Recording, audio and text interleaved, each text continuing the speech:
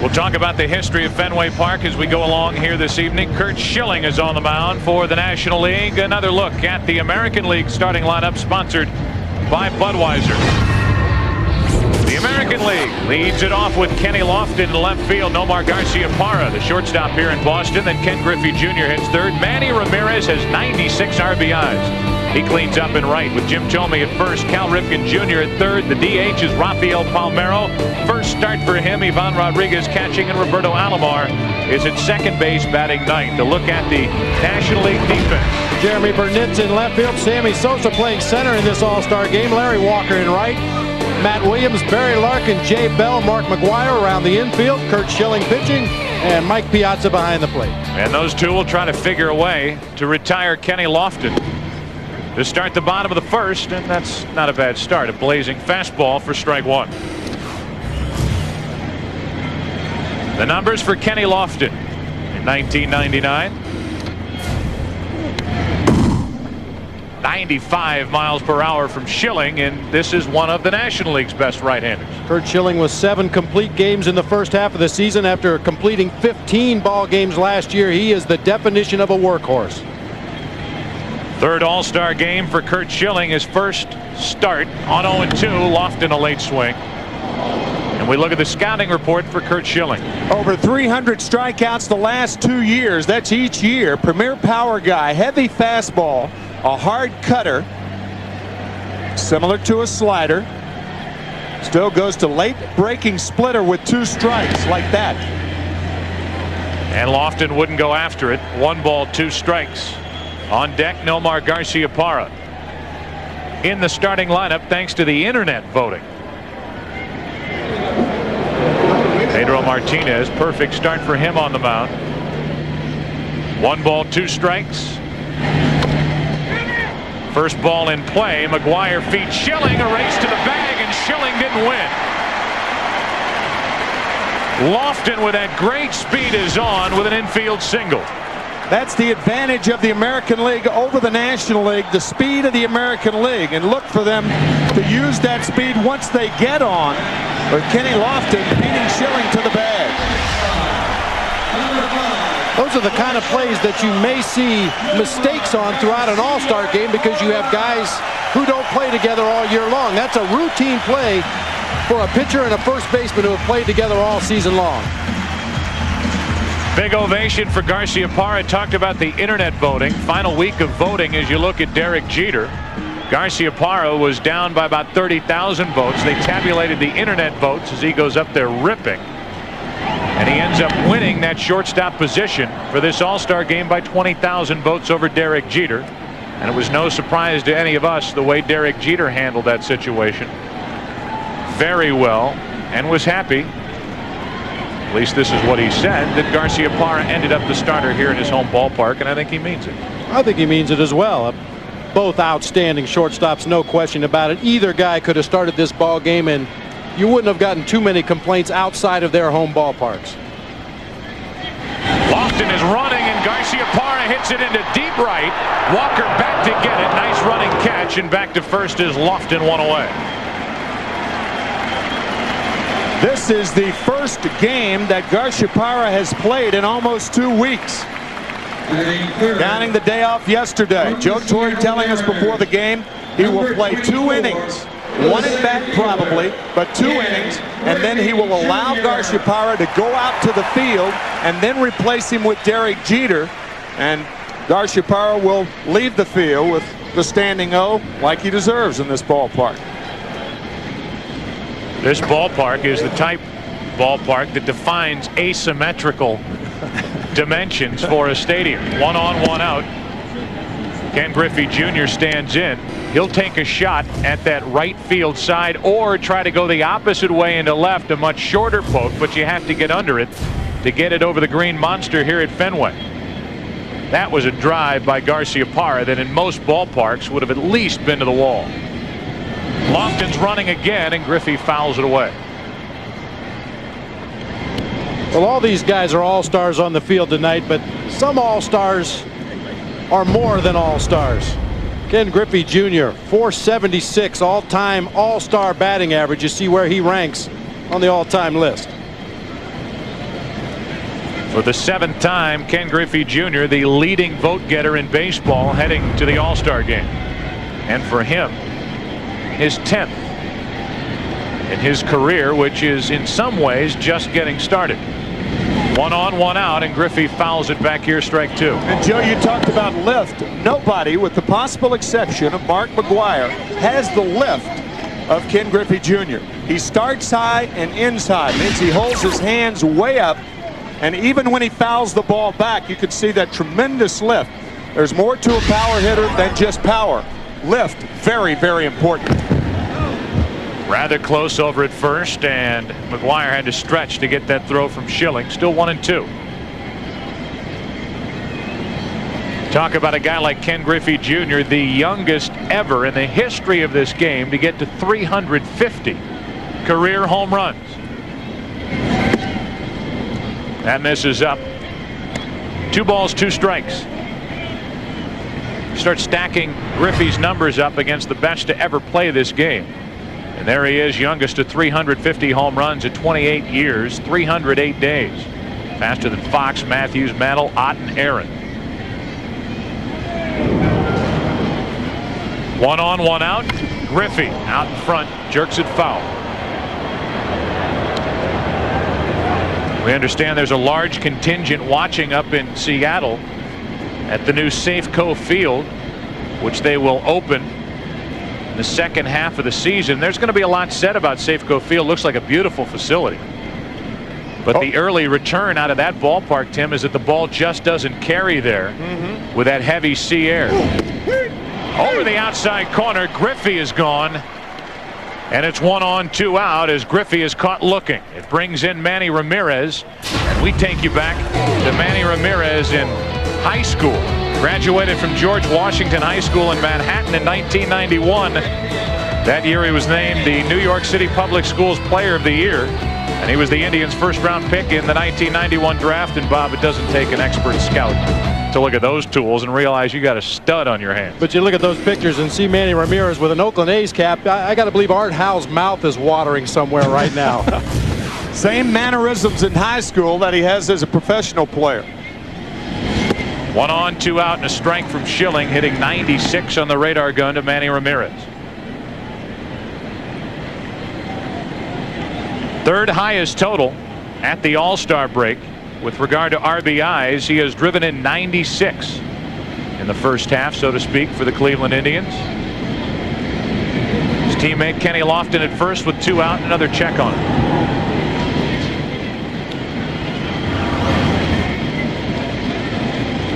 Hank Greenberg did not make the All-Star team in 1935 with 35 home runs and 103 RBIs. Juan Gonzalez 101 a year ago. Ramirez gets out of the way of a pitch just inside. 1 ball, 1 strike. Crowd awful quiet here in the first inning. I think everybody's got to get their batteries recharged a little bit. I don't think Kenny Lofton's going to be quiet anymore at first base. He's waited long enough. 1 ball, 1 strike, and Ramirez takes ball 2. One thing about the running game is Ivan Rodriguez of the American League can neutralize the running game. Matter of fact, the National League has stolen only 2 bases off Rodriguez in the last 7 years. The American League had 5 stolen bases, a record in last year's All-Star game. At one time, the National League was considered the running league. They stole 23 out of 28 over an 11-year span, but Pudge has stopped that. There goes Lofton again. The throw by Piazza, too late. Stolen base for Kenny Lofton. Lofton in hand first. We saw Lou Brock when they introduced the legends. He would have never done this. And Jay Bell, the second baseman for the Arizona Diamondbacks, tries to drop a knee on Kenny Lofton. Very close there. You'll watch him come down with the left knee trying to block second base, much like a catcher blocking the plate. Lofton on the bag there and called safe at second base. That's one thing you'd never do if a runner goes in feet first. Never put that knee down there. Wouldn't bring it back up in the same condition. 3 balls and a strike now on Ramirez. Guy who drives in 96 runs in the first half of the season. Used to this type setting. A runner at second, 2 out, and he takes a borderline pitch for a strike. 3 balls, 2 strikes. Another Indian. Jim Thome waiting on deck. Later on in the lineup, Roberto Alomar batting ninth. It's like an Indians road game here at Fenway. From catcher cam, the mask of Mike Piazza reaching up to get that pitch to Ramirez and a 2-out walk. A couple of managers talking it over there. Jim Riggleman of the Chicago Cubs talking to Bruce Bochy, and here is Jim Thome. Not staggering numbers, but still worthy of all-star consideration, and a guy who's willing to do whatever it takes for his team, as he's going to bounce back over to third base after the injury, the knee injury to Travis Fryman.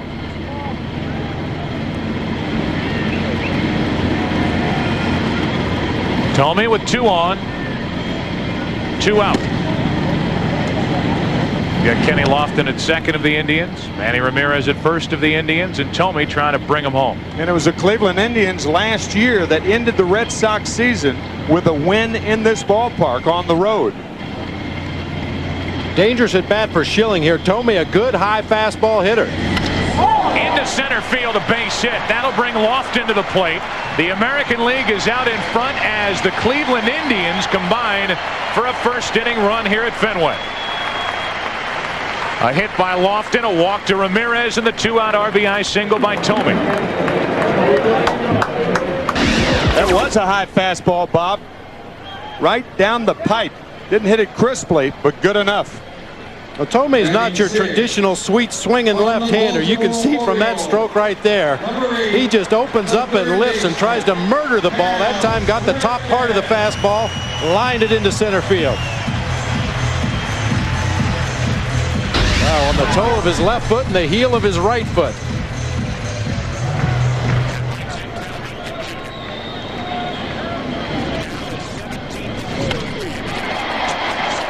Field. Here comes Ramirez. It's kicked in right by Walker. It's 2-0 American League. First pitch swinging, and Ripken gets an RBI single to right.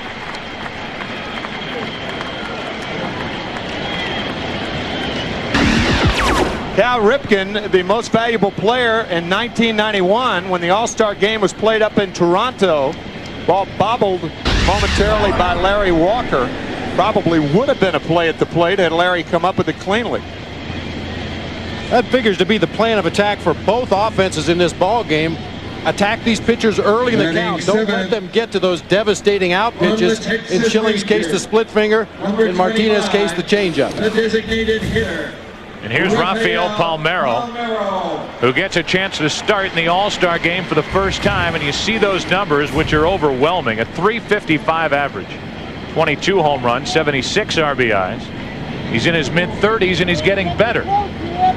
He's been one of the most consistent hitters baseball has had during the decade of the 90s. Joe Torre with the selection of Rafael Palmeiro when Jose Canseco could not make it. Undergoing back surgery for a bulging disc. He needed a DH, and who better to call on and give this guy finally a chance to start.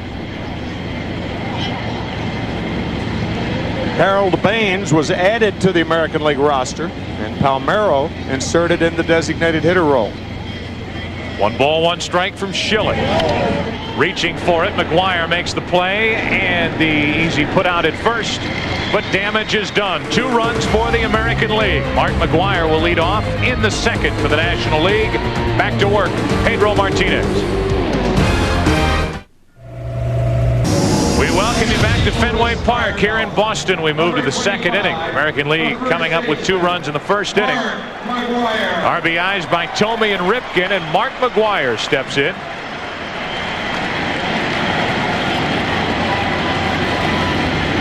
Single season home run king takes a breaking ball low and away for ball 1. 28 home runs at this year's break.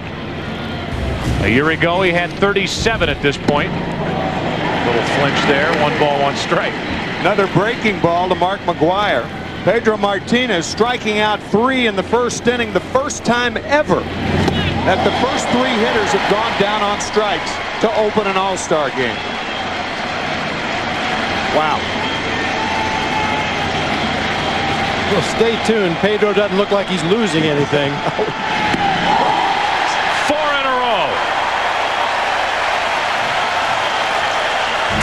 And as Matt Williams walks to the plate, we take you back to 1934. Carl Hubbell of the New York Giants struck out Babe Ruth, Lou Gehrig, Jimmy Fox, Al Simmons, and Joe Cronin in order in the first 2 innings of the 1934 All-Star Game.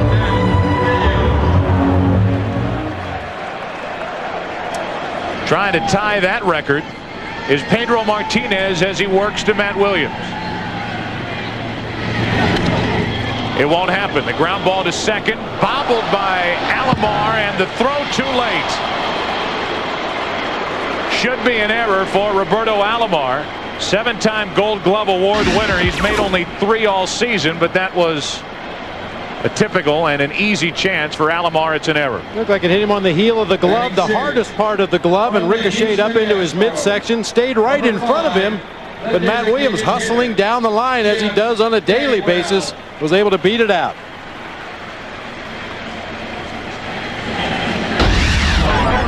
Obviously atypical. Anytime a guy makes an error on a play like that in an All-Star game, it's atypical. But Roberto Alomar is as sure-handed a second baseman as this game has. 1 on, 1 out. And Bagwell looks back at Jim Evans and says, really? Strike 1. Says they call that on me in the other league too. Well, here's a guy who year after year, along with his second baseman, Craig Biggio, probably as good a quinella as the National League has to offer on the right side of the infield. And he could have been doing it for the Boston Red Sox. Traded from the Red Sox in 1990 on July 31st, like that August 31st, for Larry Anderson. Larry Anderson coming here, helping as the Red Sox ended up winning the division but losing in 4 straight to the Oakland A's. And then there's Bagwell, who moved from third base to first base, and he's one of the biggest power threats in the National League. Born here in Boston, and he waits for the 1-1 pitch. He flinches on a strike. That's strike 2.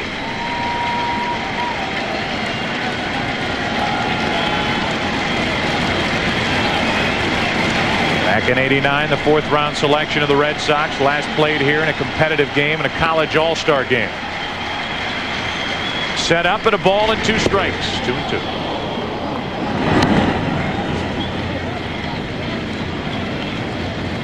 The threats just keep on coming. Mike Piazza will follow.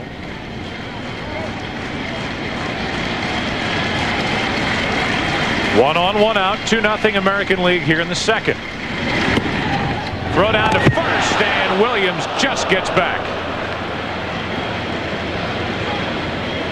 Nobody does it better than that man behind the plate, Pudge Rodriguez. Quick feet, strong arm.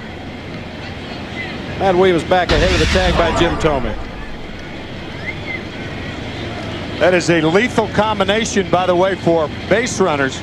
Quick feet, strong throwing arm. 3 balls, 2 strikes on Bagwell. Runner goes, swing and a miss, struck him out, throw down. Williams is gone, strike him out, throw him out, double play. And Martinez has faced the minimum through 2.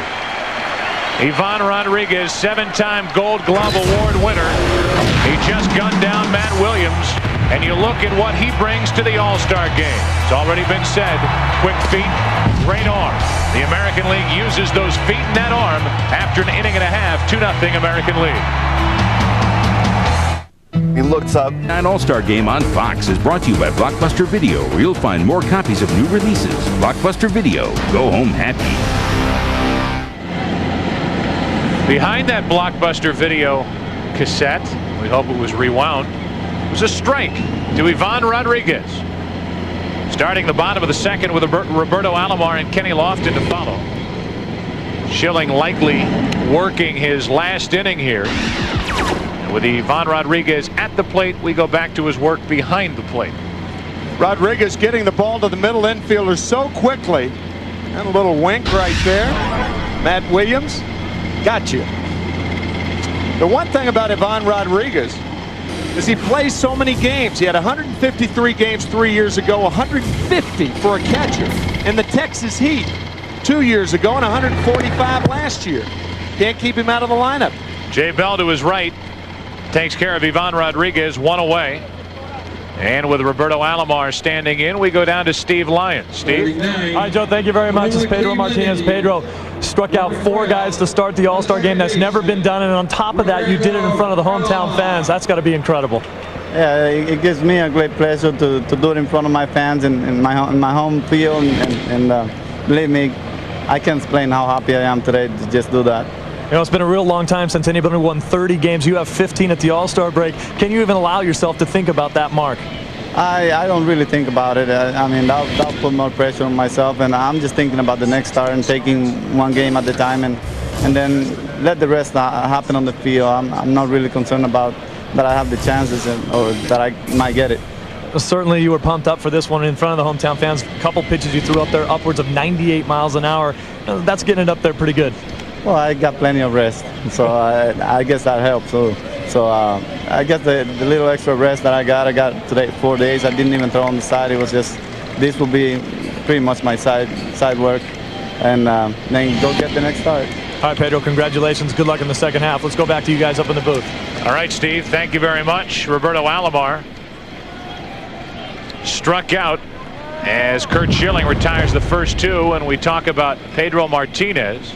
And he would have to be just about perfect, Bob Brenly, in the second half if he's going to get 30 victories. Well, and he's been just about perfect in the first half of the season, but a lot to ask of a guy, Martínez, who has a history of running out of gas somewhat at the end of the season. It would take a near miracle for him to win 30 games this year.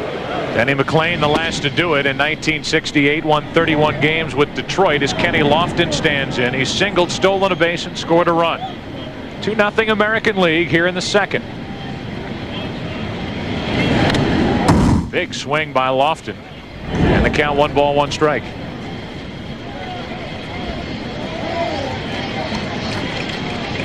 Lofton got it started in the first inning with an infield single. Little ground ball to first, and McGuire couldn't get it to Schilling. Maybe better put, Schilling couldn't get it to first base in time to get Lofton.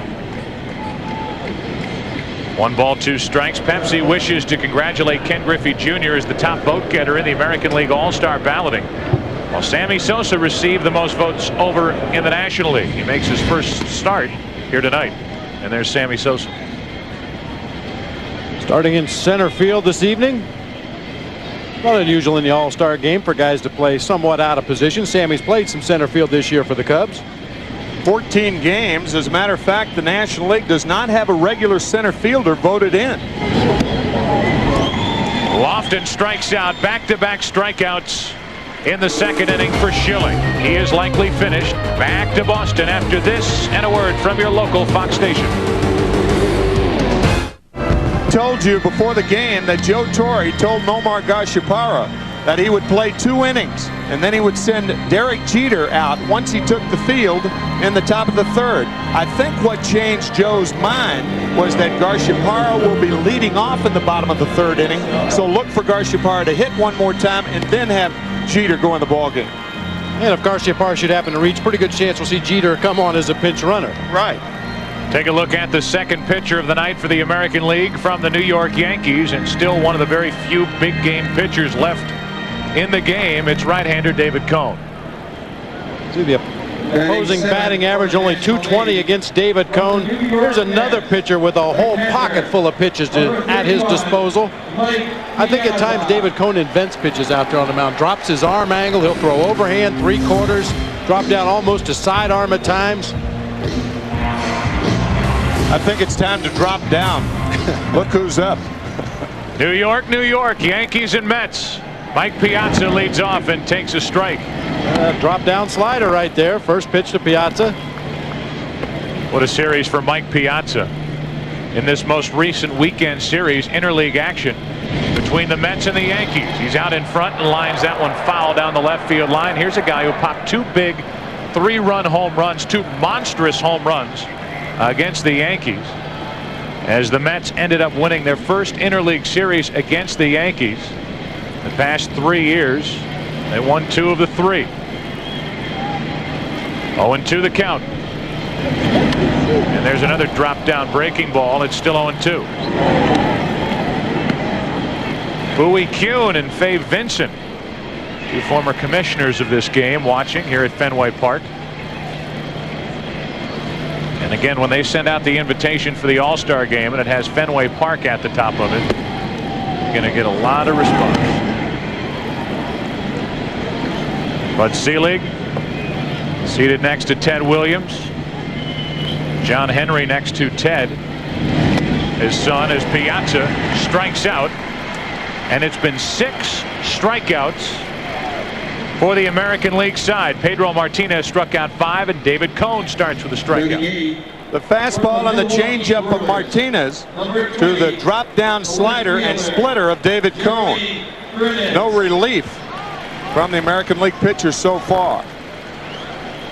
I was talking about bullpens that could come at you with different looks. These are starters that come after you with different looks. Here's Jeremy Burnitz, who ended up representing the National League in the final round of the Home Run Derby here last night. On a big power display, and he takes a strike over the inside corner. Here's a guy who is thrilled to be here in Boston.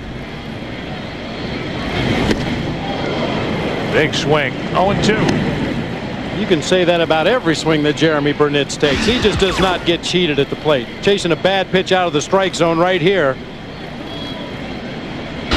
Always takes that big rip. Guy who hit 38 home runs last year. He fouls that one off to the left.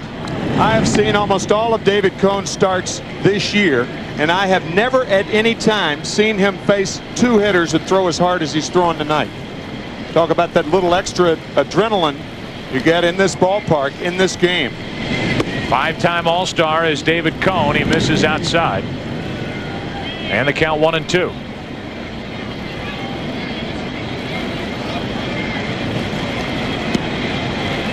Burnett set up for another strikeout, and he was nearly rung up over the outside corner. 2-2.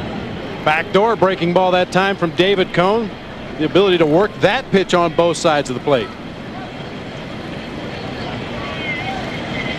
From catcher Cam, on 2-2. Burnett lines it down the right field line, but he pulled it foul.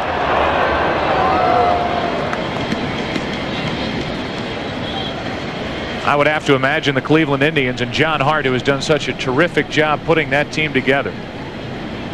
One of the most dominant teams in the game over the past 7-8 years. Has to look at Jeremy Burnett as one who got away. As he lines one into right field, a base hit. Down toward the corner, it should be a double. Dug out of that corner by Ramirez, and the National League has its first hit. It's Jeremy Burnett and a double here in the 3rd inning. Down below, Jeremy Burnett resting at second. The double. Providing baseball fans with live aerial coverage of historic Fenway Park is Budweiser's own Bud One Airship. Budweiser, the official beer of Major League Baseball.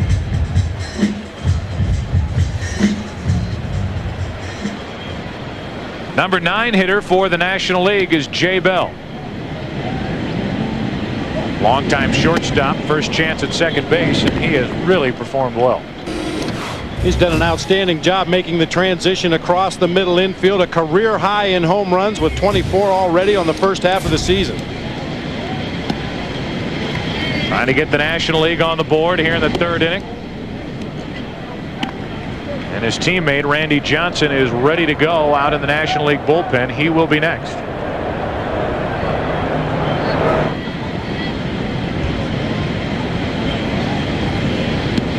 One ball, one strike on Bell.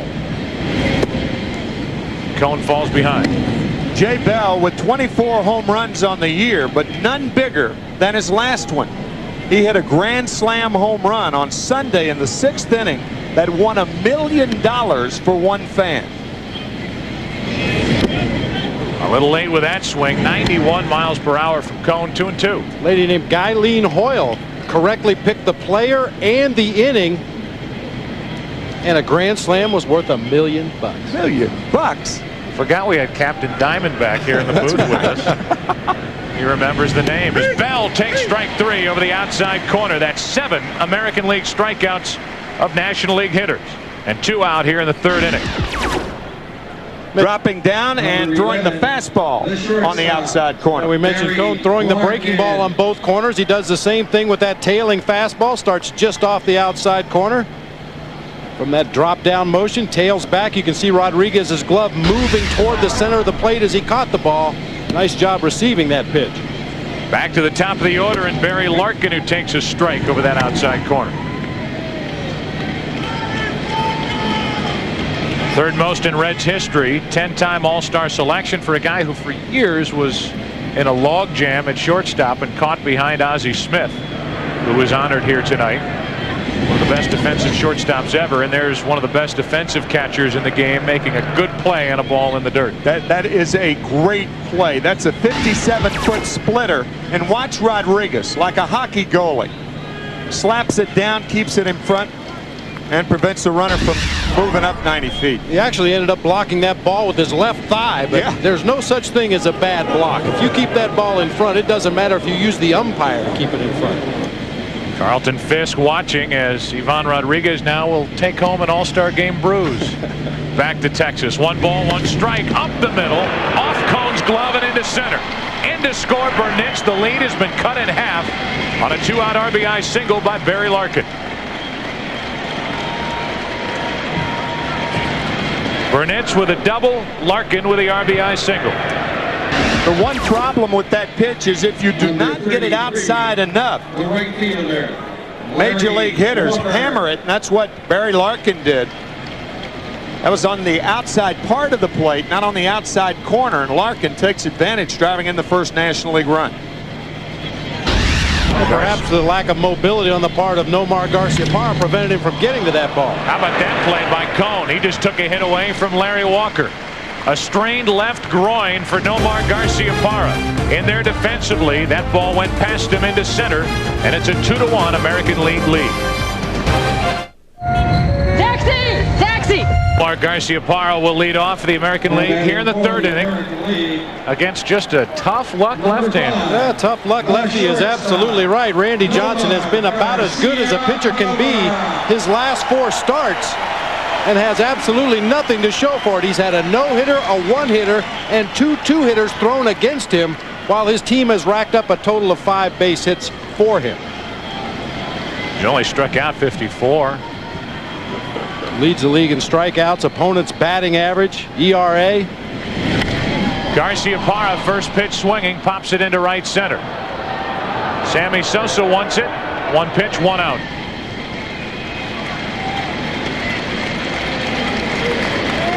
Well, now an interesting matchup. We're going to have Randy Johnson face his longtime teammate Ken Griffey Jr.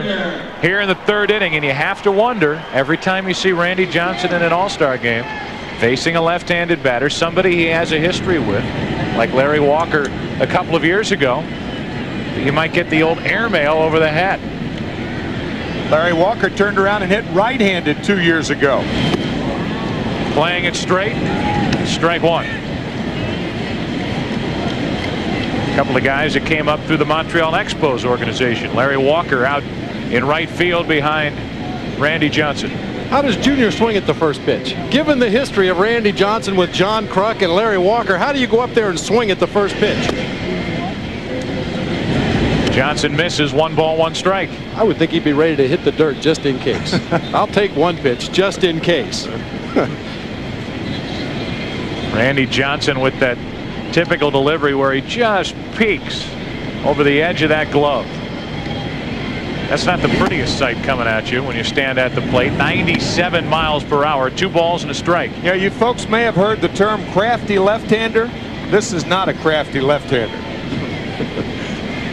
On 2-1, Griffey chops it off the plate for McGuire.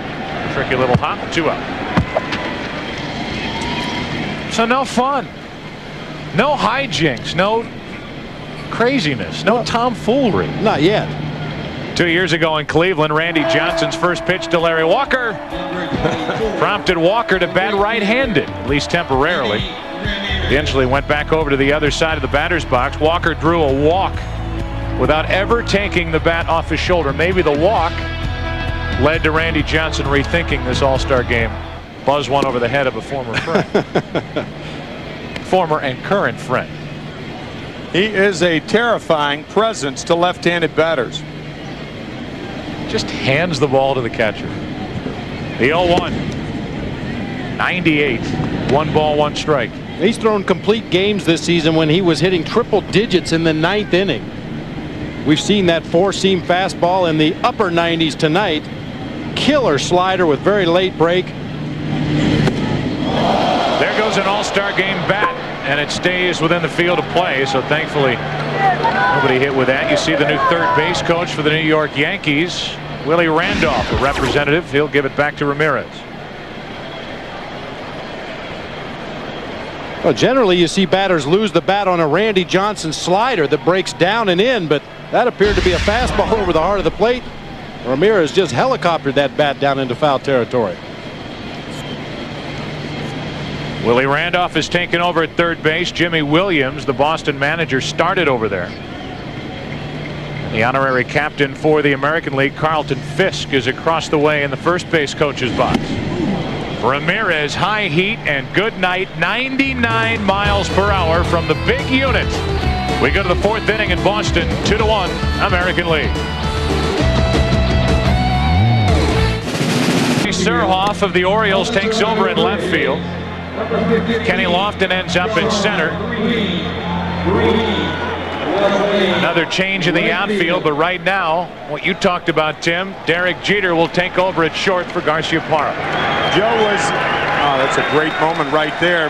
Joe Torre saying that he made the move with Jeter and kidding Derek Jeter. He said, the reason I'm doing this is so they'll boo you. Number 2, Derek Jeter. Jeter, now playing shortstop. So a nice moment as Nomar Garciaparra ends up with 2 at-bats. He ends this all-star game 0 for 2, gets a wink from Joe Torre. Sean Green is the new right fielder for the American League. We've got an outfield of Surhoff in left, Lofton in center, Sean Green in right, Jeter now at short. Those are the changes. David Cohn back to the hill, and he takes on Sammy Sosa.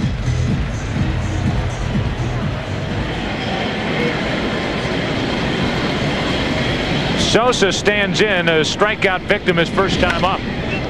First pitch swinging, pops it up to the right side for Tomey. A little stagger at the end, but Tomey puts it away, and Sosa is 0 for 2. Well, home run derby last night may have been won by Ken Griffey Jr. But years from now, they'll be talking about this display at Fenway Park. 13 home runs in the first round. None of them were measured at 500 feet, but come on. Those had to have been 500-foot home runs. There are a lot of people around here wondering who calculated those distances. Well, he hit one off the top of the light tower in left field.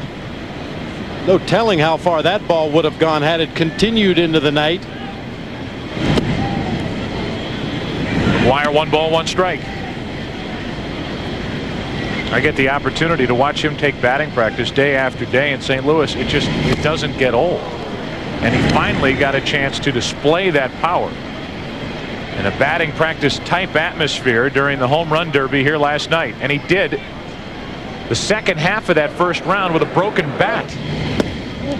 Ooh, that just missed. And the count 2-2 on McGuire. You mentioned he broke one bat in the home run derby. Another bat was taken away from him by Pedro Martínez. Mark McGuire is down to 1 bat to use in the All-Star game. So this is it. If he breaks it, he's gone. He can't continue. It's like when you were a kid, you lose the ball, you got to go home. Game's over. He is eyeing Mike Piazza's bats in case he needs another. Mark McGuire will take a walk with 1 out. That's the first walk handed out. And when you think of Mark McGuire, you naturally think of 70 home runs. But how about this moment? September 8th, 1998. It's number 70. His son Matt is on hand. And what father can't get a chill watching that? And you may have noticed Mark McGuire on his hat has Matt written across the crown of his ball cap.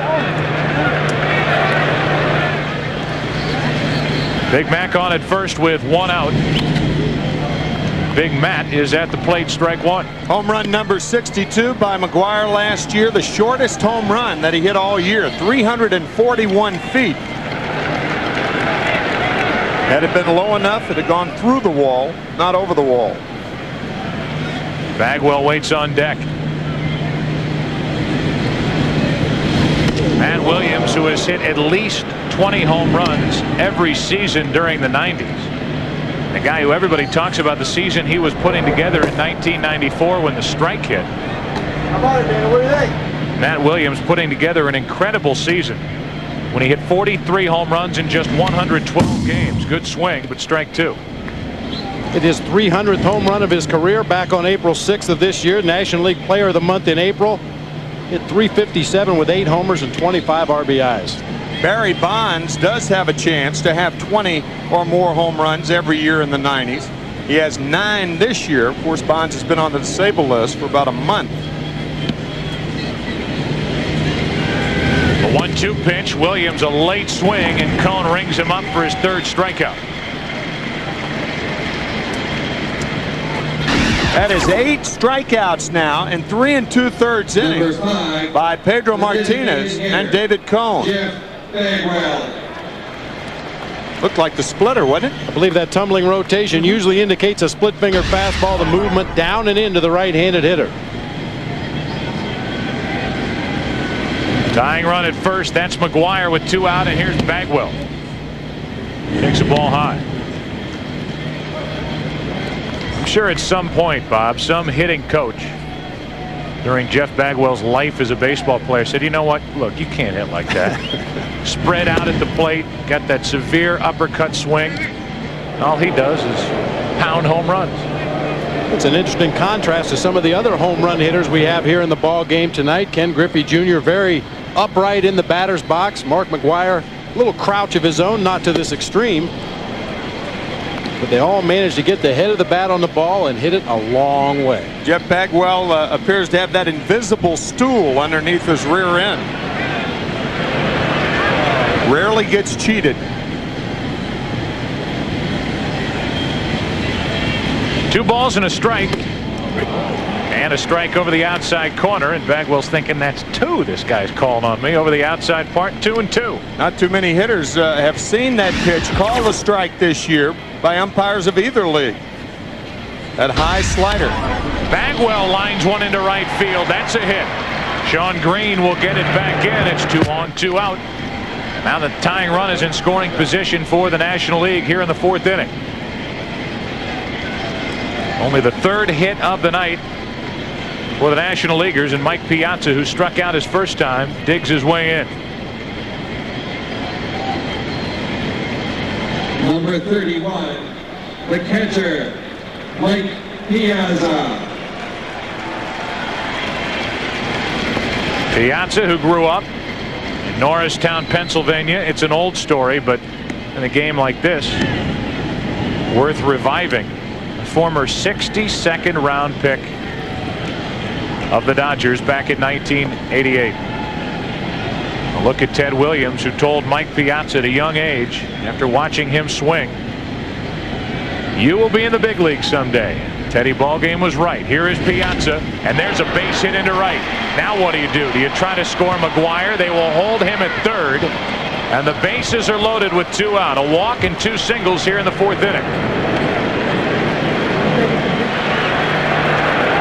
Tim Flannery, the third base coach, coming way up the line to see if Sean Green bobbled the ball. Then Mark would have tried to score, but no way to try to score McGuire on a ball hit that hard, even with 2 outs. Green with too strong an arm. And Green did make a good throw right through the upright arms of the cutoff man, Jim Thome. It was right on line for Pudge Rodriguez at home plate. Very strong throw. Appeared to be right on line as well. Tony La Russa is probably somewhere hiding in this ballpark with big signs. One says stop him, the other says send him. And I'm sure Tony was watching with his breath held as his big moneymaker rounded 3rd base. Mark's been bothered by a bad ankle, huffing and puffing over at 3rd base, and he just will not score on a ball hit that hard to a guy who can throw. And now the bases are loaded with 2 out to Jeremy Burnitz. And he's jammed and grounds 1 to first. Picked up by Tomey, and the threat is over. A walk, 2 singles, 3 left, 4 on the night for the National League. We go to the bottom of the 4th inning. David Cohn. Good work in 2 frames, 2-1 American League. Have you ever known anyone with Alzheimer's? What if you could end all that suffering? The bottom of the 4th inning. This night started some of the greatest players this century being introduced to the crowd here at Fenway. And then it was game time, and it was Pedro time as he started this game with 3 consecutive strikeouts in the 1st inning. He would end up striking out 5, and the 2nd inning came to a close and a strike him out, throw him out, double play. And a standing ovation for Pedro Martínez as he exited. Left this one after 2 shutout frames. Luis Gonzalez is now in the game in left field. That moves Jeremy Burnitz from left into right. And we have a new pitcher, right-hander, Kent Bottenfield, a 14-game winner. One of the great stories, along with Paul Bird, 2 right-handers for the National League. Bottenfield started and won against the Giants on Sunday evening. And then the red-eye to Boston has got to be dog-tired. Jim Tomey leads it off. 2-1, the American League leads it here in the 4th inning. Bottenfield on 0-1. This is inside. I liked Kent's quote about appearing here at the All-Star game. He said, you know what? I'm going to have one of the longest names of all the All-Stars, but I'm not going to have one of the biggest. But I'll walk out there when they introduce the lineups and the reserves. People will be saying, who the heck is this guy? Released 4 times in his professional career and now finding success. A 14-game winner here in 1999 in a Cardinal uniform. The 2-1 pitch. 2 balls, 2 strikes on Tomey. Out of nowhere, Kent Bottenfield, Paul Bird. A couple of guys who know what it feels like to be released. Bird picked up on waivers from the Atlanta Braves, picked up by the Phillies. See what they have put together here in 1999. Bottenfield misses, and the count goes full, 3-2.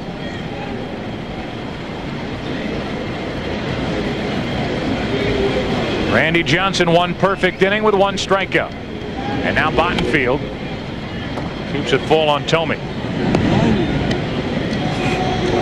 The right-hander Jose Lima beginning to warm up for the National League club. Houston Astros starting pitcher.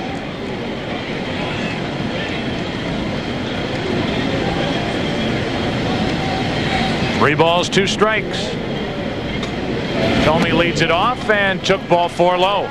Let's take you down to Steve Lyons. Steve. All right, Joe, thank you very much. The AL starter for the American League, Nomar Garciaparra. In the 3 years that you've played in the major leagues, you've had tremendous success. Rank in order of importance the highlight of you standing on that line and during the introductions for this All-Star game. I've had some pretty special moments, and that ranks up there. I mean, these fans are great, and that was something special, and I'll never forget that. Now, speaking of special moments, when Jeter comes onto the field to take over for you, nice little hug there. That was nice. What did he say to you? I said, go get him, bro. They send out the best to take care of me, so that's great. How about with the legends of the game here tonight and Ted Williams throwing out the first pitch? You hopped up on his golf cart, had a few words. What was the conversation all about? You know, I just said hi, and he was saying, you know what, no, we got to get together sometime. And I said, most definitely. I mean, every time I talk to him, it's a thrill. He's the kind of guy that was absolutely one of the best hitters, and he loves the way you play. Certainly the fans here in Boston and around the country got a chance to see how you play the game. It was an outstanding experience tonight for you. Oh, it was, and I really appreciate it. I thank them every day, and you know what, I can't wait to come back out on Thursday and play in front of them again. You went 0 for 2, but we're not going to be able to knock that smile off your face. Let's go back up to you guys. All right, Steve, thank you very much, and congratulations to Nomar Garciaparra getting through the home run hitting contest and a few innings here tonight with that strained left groin. And you can bet that the Red Sox brass breathing a little easier after he missed most of last week. The big series down in Atlanta for Boston. Ripken, who already has a hit, fouls that one out of play, the count 0-2.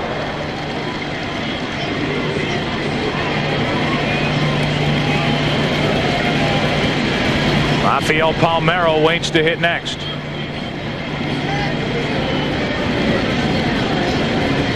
Baseball's Iron Man, Cal Ripken Jr. at the plate, leans away from ball 1. His consecutive game streak, and it's worth reiterating, ended with 2,632 consecutive games over a 14-and-a-half-year period. It ended last September against the New York Yankees. Started on May 30th, 1982. It finished last September. That's backing out of play, and the count still a ball and 2 strikes. And during that streak, Cal Ripken Jr. probably used about 1,742 different stances at the plate. You may go to back-to-back ball games and not see him take the same stance in that batter's box. Talk about adjustments all the time in the game of baseball. He makes them from at bat to at bat sometimes. Having fun over on the American League bench as they watch Ripken with a count of 1-2, and Ripken hops out of there. Cal Ripken Jr. started this season with a heavy heart, losing his father to lung cancer March 25th. Had to battle through that. Went through emotions he had never felt before. His partner really in the Oriole organization went on to the disabled list. First time he had ever done that. Was on the DL from mid-April to mid-May. And then here's a guy, Bob Brenly. Everybody said, come on, Cal, retire, sit down. You've lost it. Don't embarrass yourself. And here he is with all-star numbers, 12 home runs and an average of .313. Everybody should lose it if that's losing it. Cal Ripken has had the last laugh on those critics as he taps it foul. And it's nice to see him laughing, smiling, and having fun after a rough start to the 1999 season.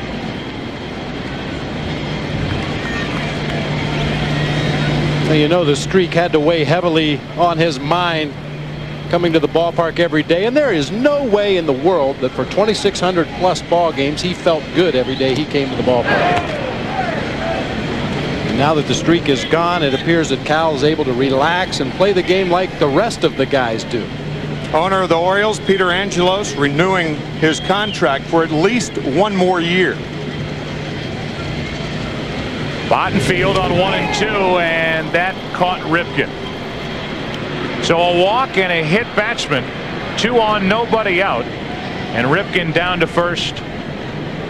Physical pain here, emotional pain earlier in the season. As we highlight Cal Ripken Jr. and show him with his mother and father, Cal Ripken Sr., a member of the Baltimore Orioles organization for 36 years. His brother Billy Ripken.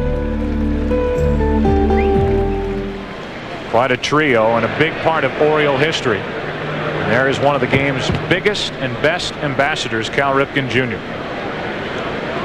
2 on, nobody out. And Bottenfield in trouble here in the 4th inning as he faces Palmeiro. Hard hit under McGuire's glove into right. They will bring Tomey to the plate. The throw by the right fielder to third is too late. Ripken goes first to third. Burnitz couldn't get him, and the American League leads 3-1. A walk, a hit batsman, and now a single by Palmeiro. Not a good start to this 4th inning for Bottenfield. Mark McGuire actually dives over the ball. Had the glove been on the ground, he at least prevents it from going through to the outfield, but the ball was scalded, hit so hard. Bottenfield trying to go outside to Palmeiro, and Rafael drives in his first run of the night. Now you mentioned, Tim, a lot of aces in this ball game tonight of the starting rotations of the various teams, and Bottenfield is no doubt the ace of that Cardinal staff, but not the overpowering kind of pitcher that we've seen up to this point in the ball game. Right. Palmeiro, they don't hold against him, and he was ready to swipe second. Rodriguez swinging, strike 1 as he fouled it away. Probably not holding against him because Rafael had 2 knee operations last winter. Like he was running pretty well then, and now Mark McGuire will hold him on. Where you going now, man? He's back there. You can hear him talking. He said, I'm not going now. He was back there before. First and third, nobody out. Rodriguez hammers after another, strike 2. It's McGuire playing behind over at first. Palmeiro knows that. He's a first baseman. Got a good walking lead. Accelerated right into his break for second base.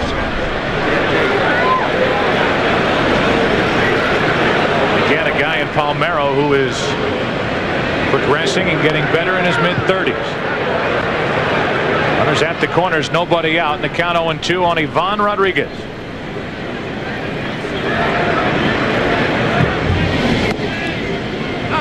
Tossing up and away with ball 1.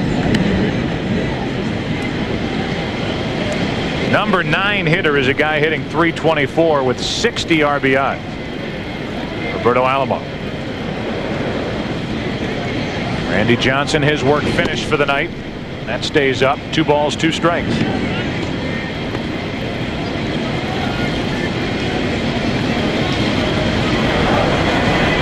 Scott Williamson, the hard-throwing rookie from the Cincinnati Reds, getting ready.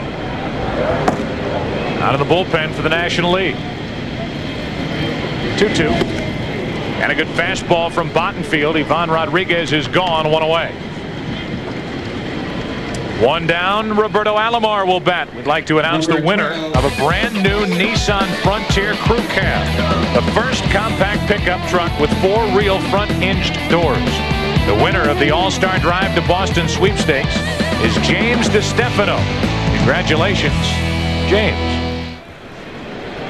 Runners at the corners with 1 out. And a strike. We're giving away houses around here. We're giving away cars. Jay Bell hit a home run. A fan won $1 million in the 6th inning on Sunday. Captain Diamondback provided that information for us. Hey, you got to come out to the ballpark. They're liable to give you anything. The 0-1 pitch. Hard hitting through Matt Williams. Into left field. In to score is Ripken.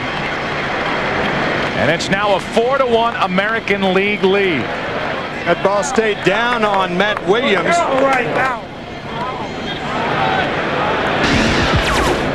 Watch Matt go to his right, try to backhand the ball. The ball hugged the ground. That's the ball Matt Williams usually sucks up. And that particular ball coming off the bat of a left-hander has a little English on it and was tailing away from Matt Williams. Went down to a knee to backhand that ball, and it just kept moving away from him. So now runners at first and second on an error. And that's how it's ruled. An error by Matt Williams. They do not give an RBI to Roberto Alomar. Kenny Lofton stands in. You know better than I, Bob, but Matt Williams is a guy who learned how to play the infield, first short and then third in college by strapping ping pong paddles onto his palms and fielding ground balls. Still has the softest hands of any third baseman this side of Mike Schmidt. He gets a chance on a pop-up off the bat of Lofton. 2 down. Mike Schmidt probably saying to himself, how can they give Matt Williams an error on that ball? That ball's got to be a hit. We know he's saying it because he's right next to us up in the booth. Derek Jeter will walk in for the first time this evening. Number 2, the shortstop. Piece of cake, huh, Michael?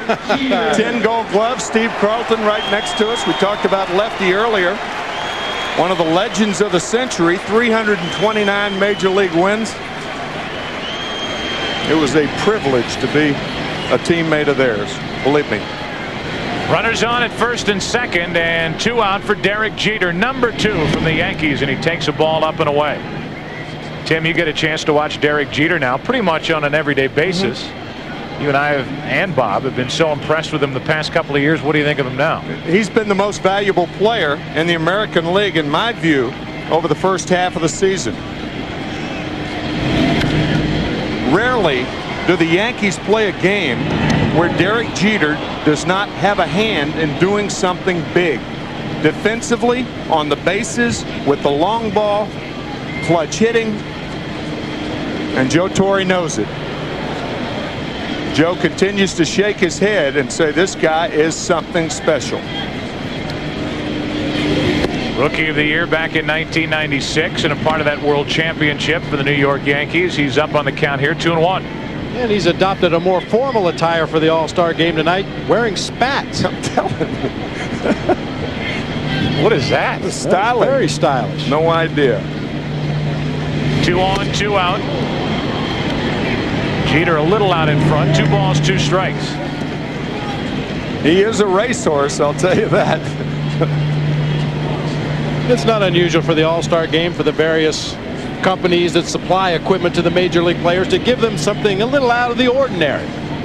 I'd say that's out of the ordinary.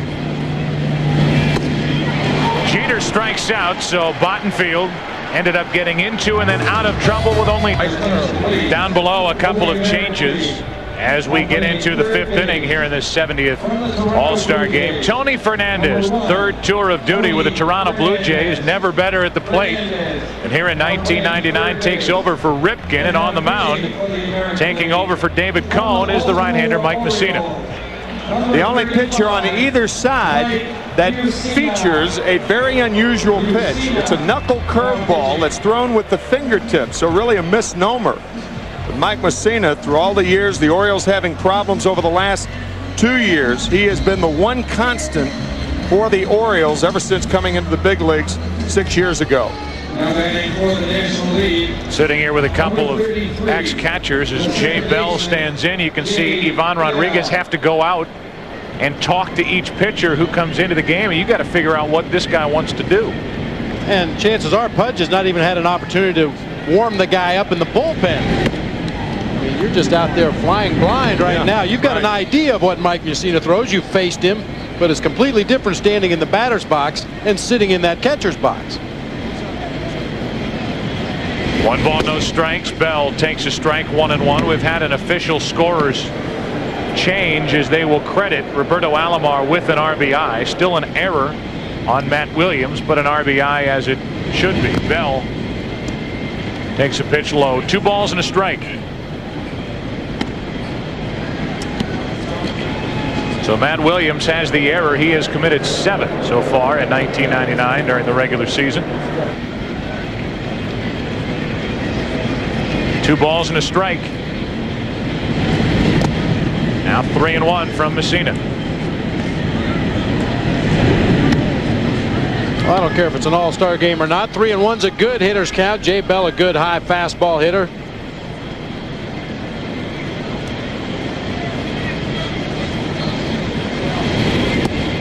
That misses a leadoff walk, so Messina comes into the game, issues a walk to Bell and a couple of toms. Here's Tom Brenneman.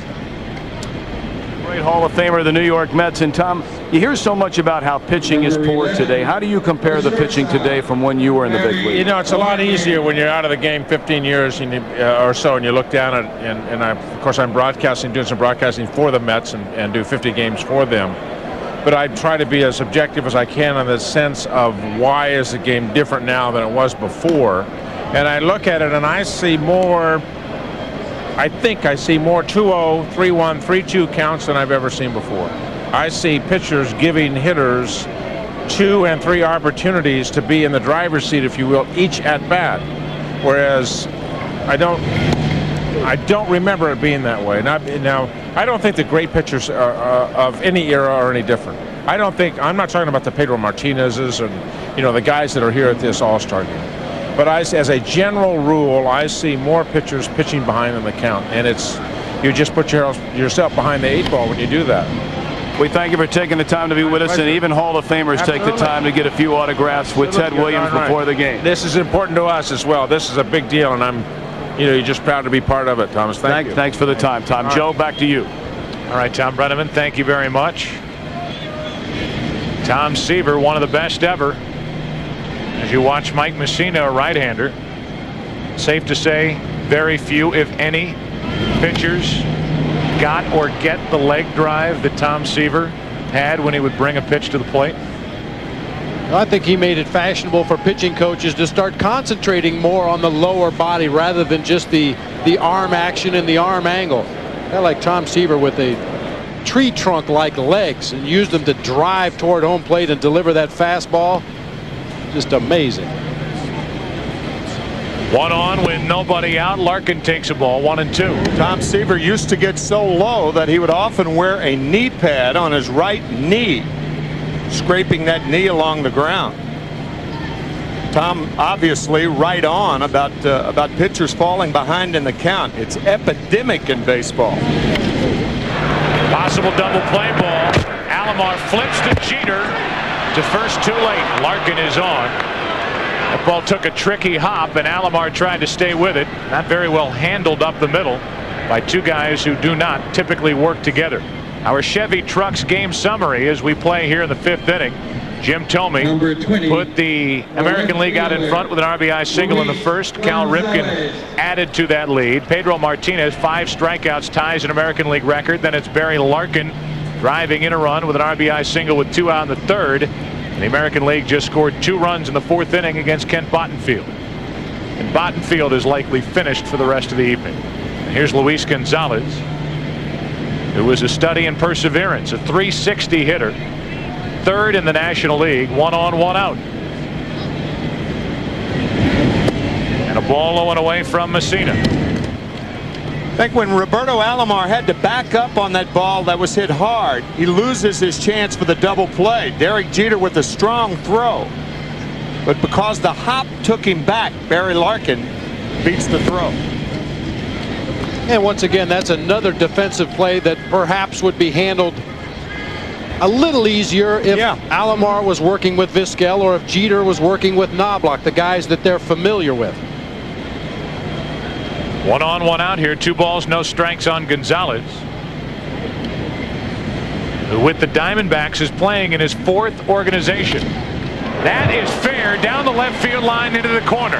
Larkin will head to 3rd. Dug out by Surhoff. It's a double. 2nd and 3rd. 1 out here in the 5th inning for the National League. Gonzalez is something. He had a 30-game hitting streak this season. As I mentioned, with his 4th organization, which includes 2 different stops with the Houston Astros, and he just hangs line drive after line drive all over the park. And from foul line to foul line, no easy way to play defense. You see Tony Fernandez, no chance to react on that ball down into the left field corner. And one of the most likable guys in all of the major leagues. I think that everybody is happy for the success that Luis Gonzalez is having this year. Guy batting .360 this year, only .267 for Detroit last year. He's at 2nd. Larkin's at 3rd with only 1 out. And here's Sammy Sosa. All of a sudden, the National League has the tying run at the plate. Sosa up, McGuire on deck. Sammy Sosa hit his first career home run right here at Fenway Park against Roger Clemens as a member of the Texas Rangers. That was the only home run he hit as a member of the Rangers. 1 ball, no strikes. 2nd and 3rd, 1 out. American League up 4-1. 5th inning. Pretty good heat. Sosa couldn't catch up. 1 ball, 1 strike. Well, Sammy Sosa has really zoned in his strike zone, but that's the one pitch that occasionally you can still get him to chase. That fastball that's up a little bit. Such an enticing pitch.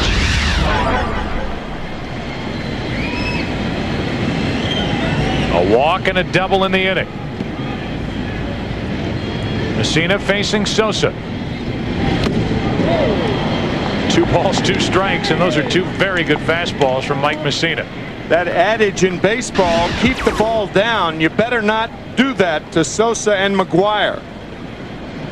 It's that high riding fastball once again. 2 guys who hit combined for 136 home runs between the 2 of them last year, and both lethal low ball hitters. 2nd and 3rd, 1 out.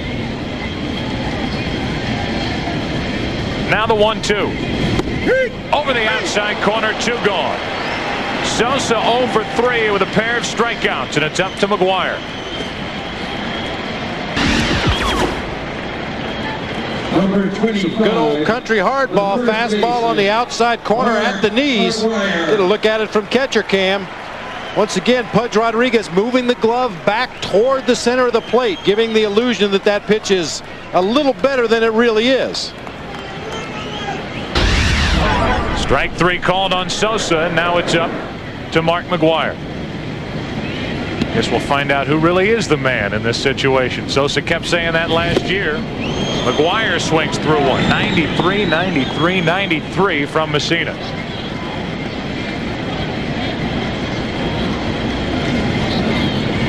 Sosa kept deferring to McGuire last year. No, he's the man. He's the man. Sosa played it cool, and for a while, heading into the final week, had a 1-homer lead on McGuire until he hit 5. McGuire in the final weekend. Messina's just blowing it past him. Strike 2. Men on at 2nd and 3rd. Mike Messina reaching back just a little bit more to get a little extra on his fastballs to both Sosa and McGuire.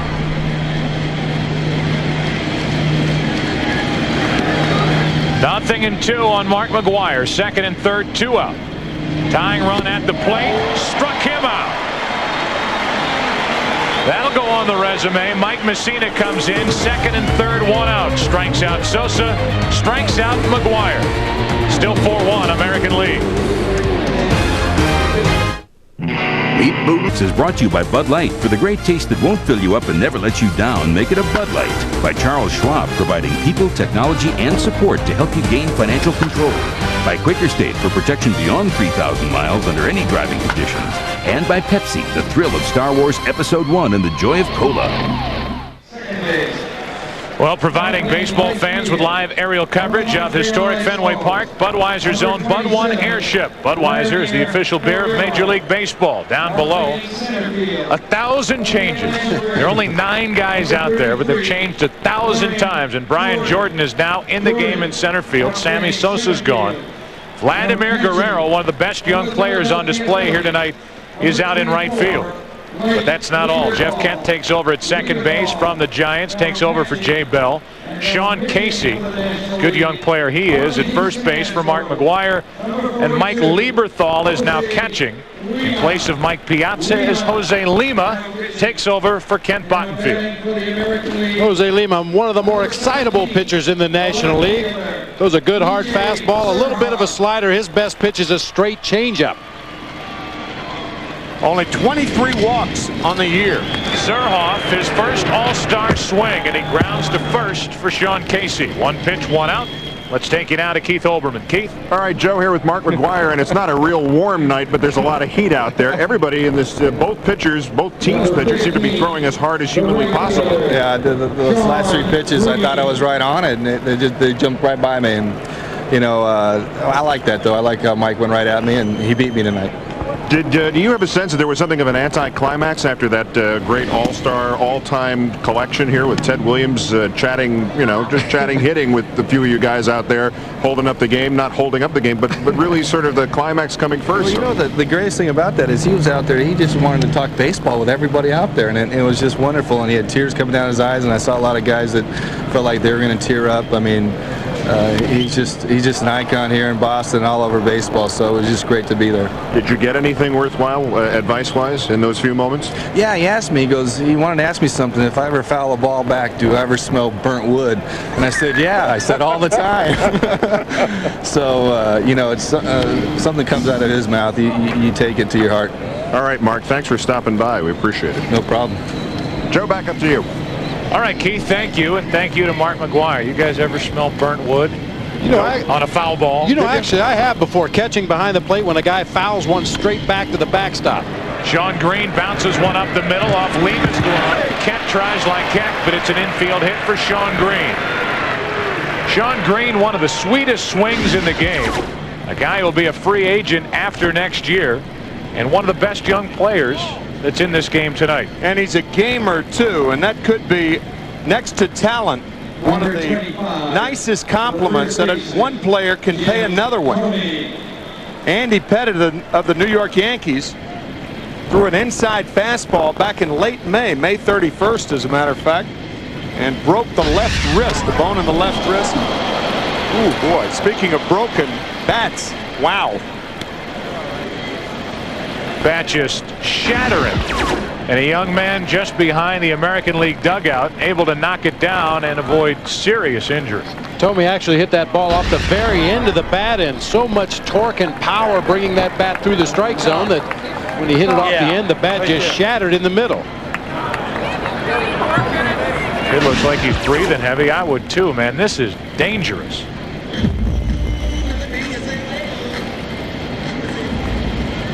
They spilled their beer too. It cost somebody about $28. Talked about that helicopter earlier in the ball game, Manny Ramirez, and that one lethal into the stands, but everybody's fine. They got the matching set. They gave him a handle. They go with a barrel. 1-on-1 out here, and Jim Thome pops it into right field. Well hit. Guerrero back at the wall to make the catch. 380 feet away. And then shows off that arm and nearly doubled Sean Green off at first. That ball was crushed. And it gives you an idea of what kind of career Ted Williams, a pull hitter in this ballpark, had. 380 feet to right field, and it stays in the ballpark. You could tell from Tomei's reaction, he thought he got all of that ball. Watching the flight of it, Guerrero goes all the way back to the wall. And then, as you said, Joe, showcases that arm, throwing it all the way back into the infield in the air. Trying to wish it out of the ballpark. In Cleveland, that ball is so far back into the seats. Any ballpark in baseball, gone. And I'm sure Vladimir Guerrero was just as surprised to keep running, and then standing at the wall to make the catch. Thinking, hey, it's a lot of room out here. 1 on, 2 out. And Tony Fernandez takes a strike. As you watch Guerrero go back. Couple of checks to find himself on the wall, is able to come in a step or two, and then winds up and unleashes that throw back to the infield.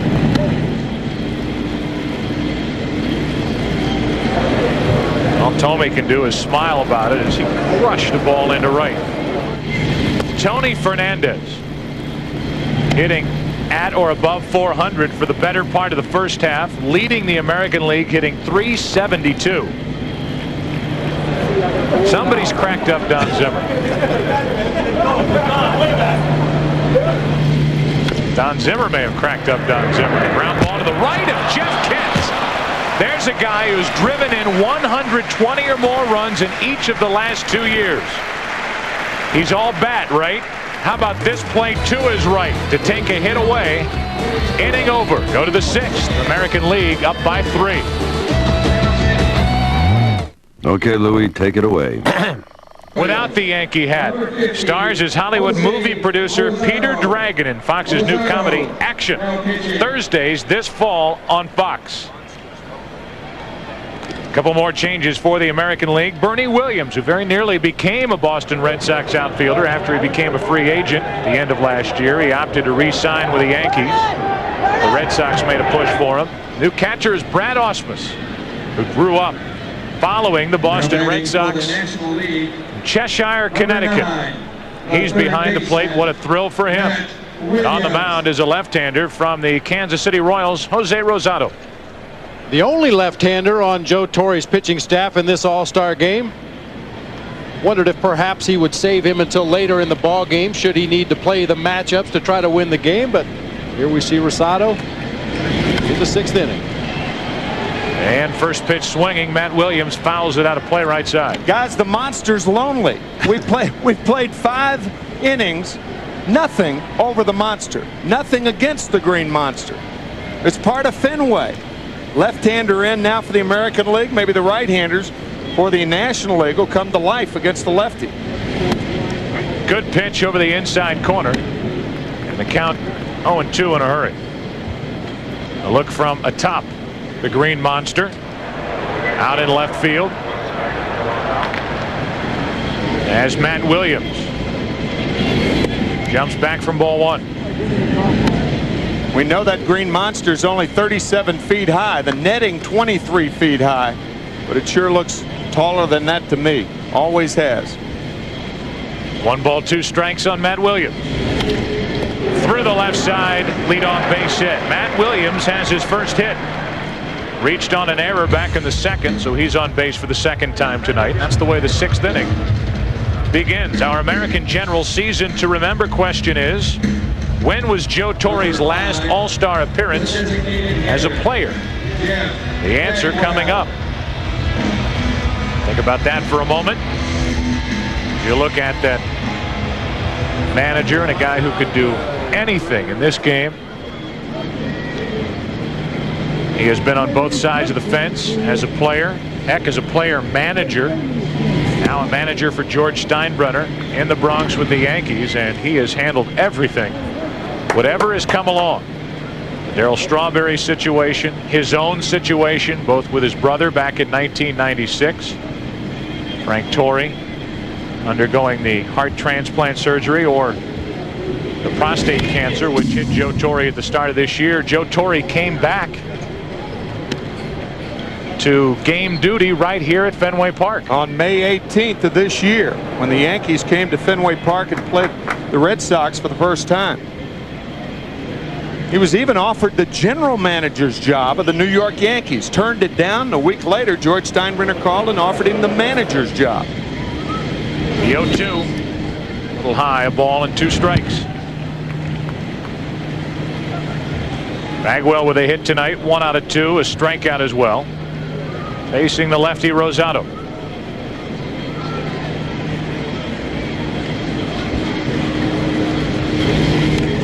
Bagwell fouls it back, still 1-2. You talk about that green monster out in left field. That netting was not always there. Heck, the green monster wasn't always green. It wasn't always 37 feet high. But after a fire, when they remodeled this ballpark and refurbished it, they kicked it up to 37 feet high. Tom Yawkey had purchased the team in 1933. They underwent renovation here in 1934, had a fire, put it right back together. They have that 37-foot tall wall, 23-foot netting above it. Ausmus keeps it at the plate. It's from 0-2 to 3-2. And a look at Lansdowne Street beyond that netting out in left. Shoulder to shoulder on Lansdowne Street last night, also known as Ted Williams Way, during the home run derby. They've been lonely out there tonight, however. Not even a dent out there, and Bagwell strikes out on a 3-2 pitch from Rosado. In 1936, 2 years after the Green Monster was built, the Red Sox acquired right-handed slugger Jimmy Fox from the Philadelphia Athletics. Fox cleared the wall with such regularity. Many windows were being shattered on Lansdowne Street beyond the wall. So the Red Sox saw it necessary to construct that 23-foot high netting above the wall out in left. But that netting was insufficient protection for the people down there last night during the home run derby. Bucky Dent visited that netting back in 1978 as Rosado misses high to Mike Lieberthal. Little known catcher, but heck, maybe one of the best all-around catchers in the National League. I think he is the best all-around catcher, and I don't think anybody knows it. 18 home runs, 61 RBIs. Now, most assuredly, Mike Piazza, not only the best hitting catcher in the National League, but maybe the best hitting catcher ever. He's putting up those kinds of numbers, but Mike Lieberthal can throw well, calls a great game. Had a terrific year for those resurging Philadelphia Phillies, who are a good ball club.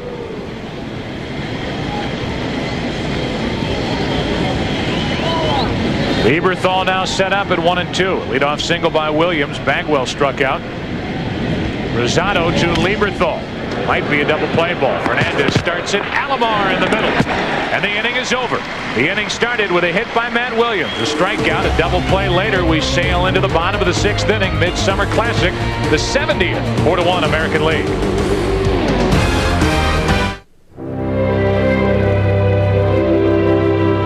What is the value of victory? What makes success so sweet? At American General, we help over 12 million people every day live the lives they've imagined. With retirement services, life insurance, consumer loans. Number 34. Perfect shot of Fenway Park with a star in the middle. And in the middle of that star, Ted Williams, number 9. We move to the bottom of the 6th inning. The American League out in front 4-1. And Harold Baines stands in. Harold Baines. Take on a new pitcher, Kevin Millwood of the Atlanta Braves. Baines batting for Rafael Palmeiro. 1 out of 2 in his first All-Star game start. As Ed Sprague of the Pirates, long time of the Blue Jays, is in at third base for Matt Williams. 2-0 on Baines. The numbers for Millwood, an 11-game winner, and he has been the most consistent Atlanta Braves starter in the first half of the season. Which is saying a lot with the likes of Greg Maddux, Tommy Glavine, and John Smoltz, who are all, with the exception of Smoltz, who's bothered by that bad elbow, starting to get back into a groove. Maddux has won his last 4. Maddux now 10-5 for the Braves. Glavine back on track. Smoltz coming off the DL this week. Baines, the hit machine, gets a base hit into left center field. Jordan gets it back in, a leadoff single. Let's go back down to Tom Brenneman. Joe, 50 years ago yesterday, a color barrier was broken for the All-Star game when 4 players, African-American players, appeared for the first time. And Eddie Murray, your thoughts on that even now? Well, 50 years, it's a long time, but it was a long time in coming. I mean, it should have happened a long time before that, but as Jackie Robinson did it for us, I mean, you know, they couldn't have picked a better person. And, you know, it's just something you always sit back and you think about people who, let's say, paved the way for you. And, you know, every time I see somebody that's older than I am, an older ball player, you kind of tip your hat to them and you speak highly of them. Thank you for your time. Those 4 players, Joe: Don Newcomb, Larry Doby, the great Jackie Robinson, and, of course, the 4th and final member of that group as we acknowledge Rachel Robinson. Joe, back to you. All right, Tommy, thank you very much. The color barrier had been broken by Rachel's husband, Jackie Robinson, 2 years prior to that in 1947. And in 1949, that's when the color barrier was broken in the Midsummer Classic. As Brad Ausmus stands in at the plate, Ausmus up on the count, 2 balls and a strike as he fouls one away. And here's a guy who grew up learning to love the game of baseball, watching that uniform as you look at Offerman on deck here at Fenway Park. And Brad Ausmus' mother Lynn used to bring him here to Fenway Park when he was 7 years old. Brought a handmade sign that he made out of beads glued to a piece of cardboard that said, "Yankees stink." He's still got that sign in his bedroom at home. Still has it hanging in his room at home. 3 balls and a strike. Ausmus fouls it back. Tom was acknowledging Rachel Robinson, the 4th member who helped break that color barrier 50 years ago, was Roy Campanella. And you can see, looking at Rachel, it's a chilly night here. It's almost like a fall-like atmosphere here at Fenway Park. 3 balls, 2 strikes, 1 on, nobody out, and Ausmus keeps it full. Well, that's one thing they don't know a lot about here is fall-like temperatures at Fenway Park, since they're not usually playing in the fall. Well, they can play, but they have a tough time bringing home the goods. Haven't won a world championship. The Red Sox have not since 1918. If you have heard of the curse of the Bambino, that's what that's all about. They sold Babe Ruth to the New York Yankees. Owner Harry Frazee doing that to help finance and bankroll musical No No Nanette. No more world championships for the Red Sox since 1918. Still 3-2 on Ausmus. And all of the World Series in which the Red Sox have played, they have had excruciating losses. All have been 7 games. 1946 against the Cardinals, 1967 against the Cardinals, 1975 in one of the greatest World Series ever. Ausmus grounds to Larkin. The force out at second, and they can't turn the double play. Ausmus, there it is, runs well for a catcher. Oh no. And then, in 1 out. And then in 1986, the ball going through Bill Buckner's legs. That's the 4th World Series traumatic loss for the Red Sox as Ausmus beats the play. Number 30. Well, you wonder if the curse will carry over. Here's the man who hit that home run, Game 6 in 1975, with all that body English trying to keep it fair. Carlton Fisk, as Jose Offerman stands in. Offerman has been in a tailspin. And that tailspin has continued since he was named to the American League squad by Joe Torre and friends. Looking at a guy hitting in the 270s with only 35 RBIs and 3 home runs. Started out very well in this, his first year in a Red Sox uniform. As these Red Sox are trying to make up for the loss of Mo Vaughn, who left via free agency and ended up in Anaheim. What were the odds before the season started that Jose Offerman would be in the All-Star game and Mo Vaughn wouldn't? It would have been good odds if you were going to take him. A check swing. Offerman went around, and that's strike 2.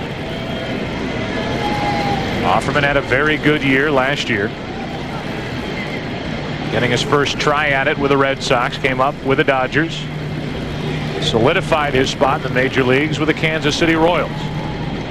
2-2. Back to Millwood. And because he couldn't hang on and make the clean play, the out at first. Down to second is the runner Ausmus, 2 out here in the 6th inning. Once again, our American General season to remember question is, when was Joe Torre's last All-Star appearance as a player? The answer, 1973. As a member of the St. Louis Cardinals, Torre appeared in the Midsummer Classic in Kansas City. 1973 for Joe Torre. A season to remember, as was 1971. That's when Joe won the MVP award in the National League, batting .363, 230 hits, and none were leg hits. Joe couldn't run a lick, but boy, could he hit. Bernie Williams now is first at bat. He takes a breaking ball from Millwood for strike 1. Boy, Joe Torre has had a lot of seasons to remember. Sure has. Most recently, the World Series last year against the San Diego Padres, the '96 World Series against the Atlanta Braves. Even agreeing with you, Bob. The 0-1 to Bernie Williams. 1 ball, 1 strike.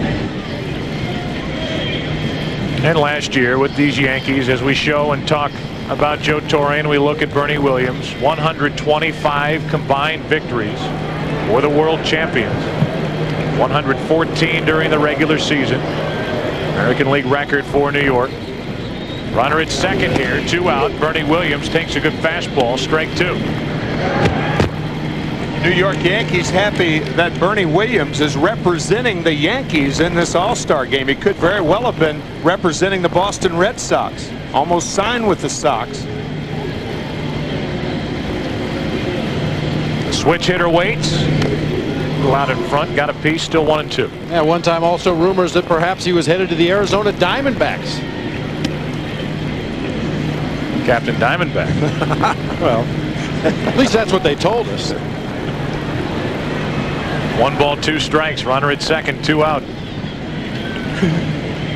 Well, it's been an amazing year for the D-backs. It really has, and they just pulled off a huge trade, really the biggest since the season began, as they got flame-throwing right-hander Matt Manti from the Florida Marlins. They had to unload a very good pitching prospect in Brad Penny. Also Vladimir Nunez, and there was a lot of talent going both ways. I think it was a trade that both clubs will end up benefiting from. How about the 2-2? Full count on Williams.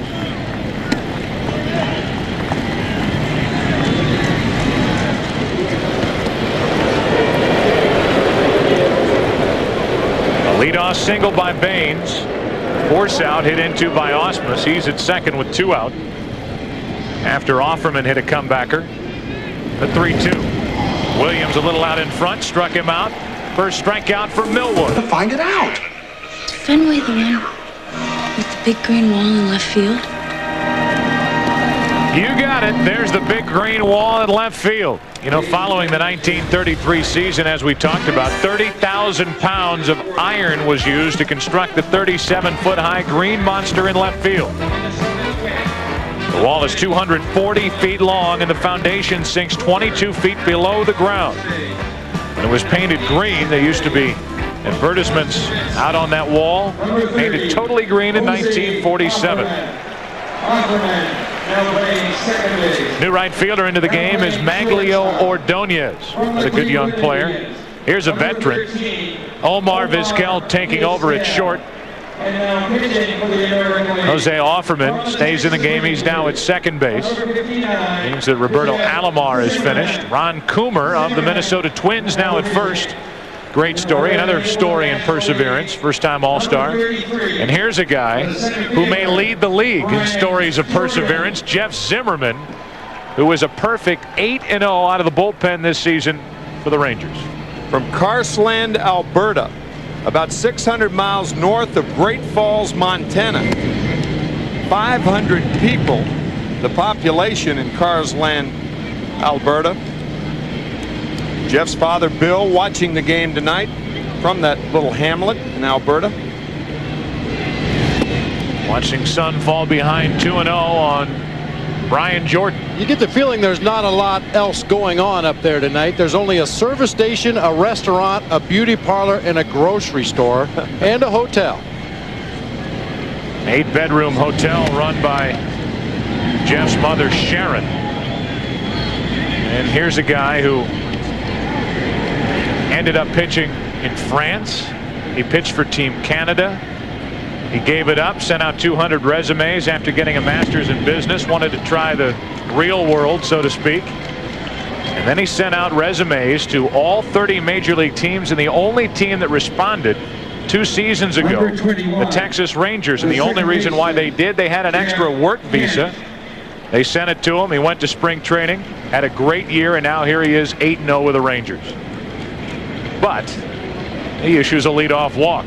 His manager in the Northern League, the man by the name of Marty Scott, who used to work for the Rangers, a good friend of Doug Melvin, invited Jeff to spring training, and the rest is history. Here he is in the All-Star game. Here is Jeff Kent. We've already talked about what this guy does at the plate. And when you watch Barry Bonds during a typical game for the Giants when everybody's healthy, really the protection in the lineup for Bonds is the man at the plate, Jeff Kent. A look from catcher cam on the 1-0 delivery. Jordan takes off at first. Throw by Ausmus in time to get Jordan. Hey, got in there. Down by 3. Jordan took off, and he's the first out here in the 7th. Things change a bit in the All-Star game. You're not as strapped to that running game not being as prevalent. Very close at second base, and credit the tag by Jose Offerman. A strong throw by Ausmus and a good quick tag by Offerman. Even though he tagged him up near the shoulder, it appeared he got the tag down before Jordan's hand got on the bag. Good quick release by Ausmus behind the plate, right on the money. And there's that slap tag at the other end. Now the 3-0 to Kent. Strike 1, 3 balls and a strike. Main reason why Ausmus is the selection from Detroit is defense. Thrown out 32% potential base stealers. And now Zimmerman walks Kent. So a walk to Jordan, he's out stealing. Followed by a walk to Jeff Kent. And the Green Monster remains unscathed this evening. Gives you an idea of what right-handed hitters are thinking about. That Green Monster looming over really past left center field. 379 in left center. It says 310 down the line. It's more like 303 or 304, 37 feet high. And as we said earlier, that netting 23 feet high. And it's a very intimidating presence when you're standing in that batter's box. It's so close. You can see it in your peripheral vision as you're facing the pitcher. And many right-handed hitters and left-handed hitters as well change their swing when they come into Fenway Park to try to take advantage of that wall. They finally got around to announcing Maglio Ordonez out in right field. And there's a look at that big green wall out in left field.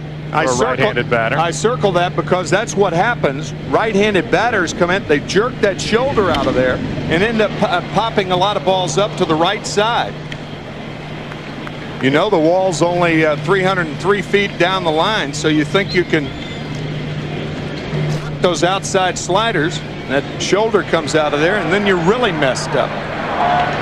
Alex Gonzalez, the rookie shortstop from the Marlins, at the plate. And Zimmerman still having trouble throwing strikes. Alex Gonzalez is the reason why the Florida Marlins eventually traded Edgar Renteria to the St. Louis Cardinals. They wanted to find a place for Gonzalez to play, as good as Renteria is. First rookie shortstop to play for the National League, as he fouls another one back, and it's 2-2. There's only one other rookie shortstop selected in National League history since 1933.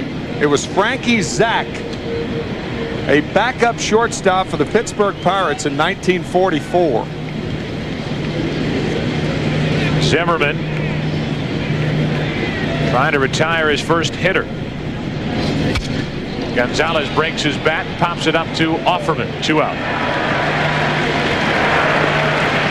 1 on, 2 out. American League leading 4-1 here in the 7th inning. Our Pepsi All-Star Game summary.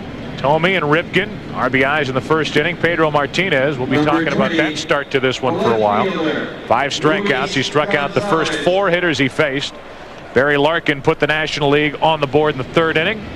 The American League scored 2 in the 4th inning off Kent Bottenfield. And as Tim McCarver talked about at the start of the night, this has been a, for the most part, well-pitched, low-scoring game.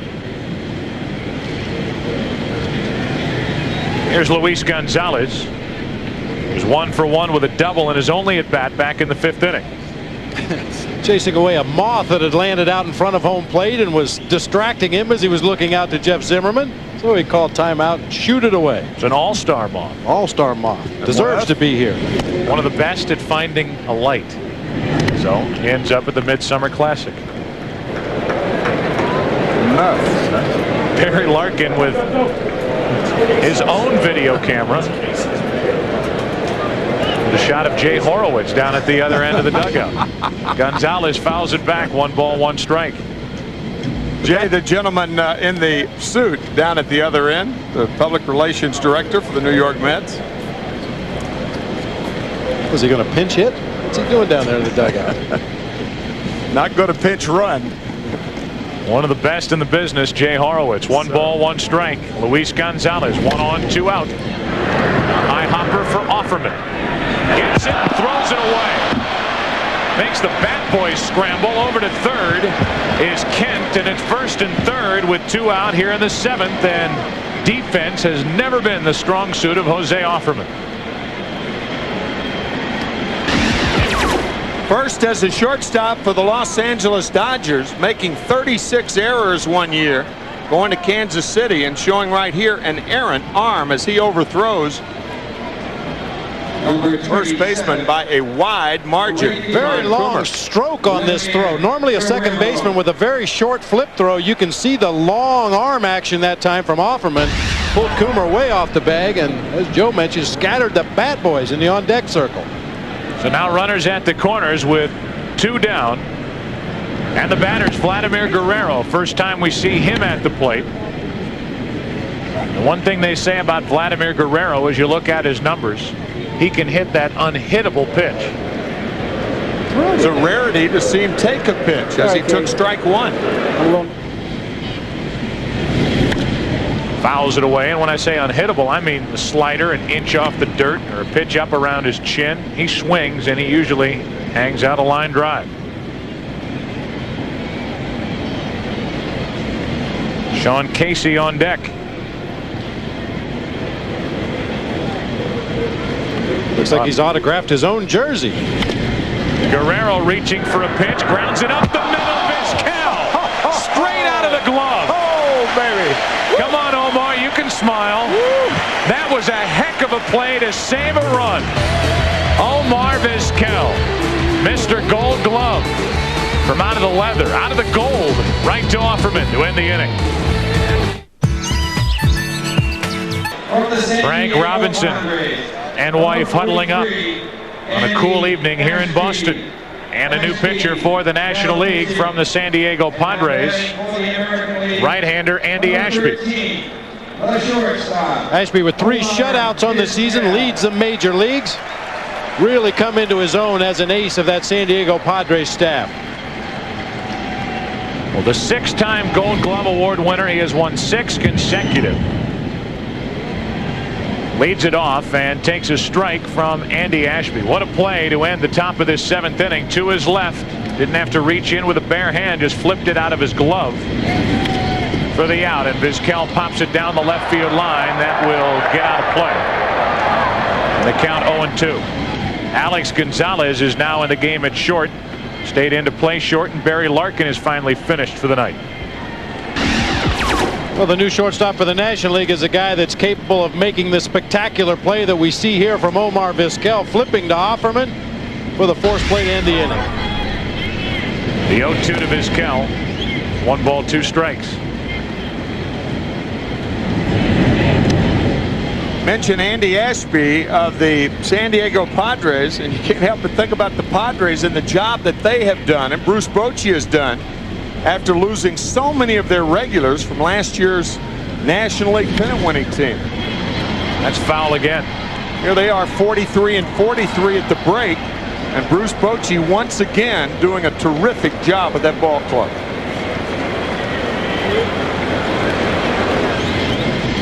He's done a terrific job as manager of the Padres. Maybe bettered by a close friend of his, Jack McKeon of the Cincinnati Reds. Here's one to a Cincinnati Red, Sean Casey. Perfect time to go to Keith Olbermann. Joe, I'm here with the future of play-by-play announcers, the cameraman and play-by-play man Barry Larkin of the Cincinnati Reds, who has been shooting. Yeah, I think you did a good job on it. I think so. Whose camera is it? This is Casey's camera. Why are you shooting him? You don't trust our highlights? When I came in, Case said, "Lark, real subtle. Can you just get my camera and just take a couple pictures of me if you don't mind? I want you to get me some of me defensively and offensively." So that's what I'm doing. Yeah, the real subtle part is out the window now, isn't it? Exactly. Now you've tried announcing before, and now you've tried camera work.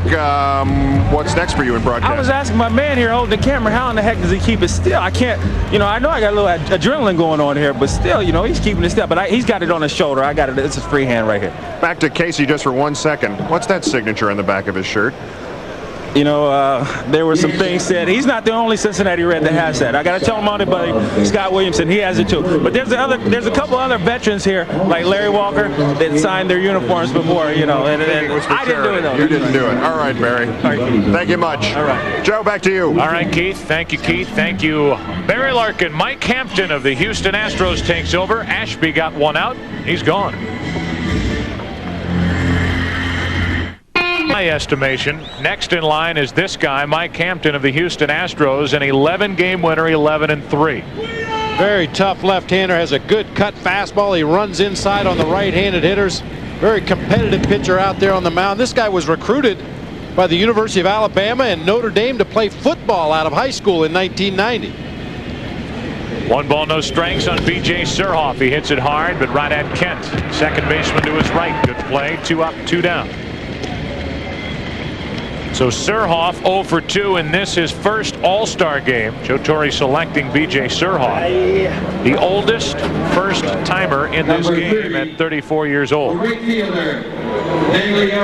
will be 35 on August 4th.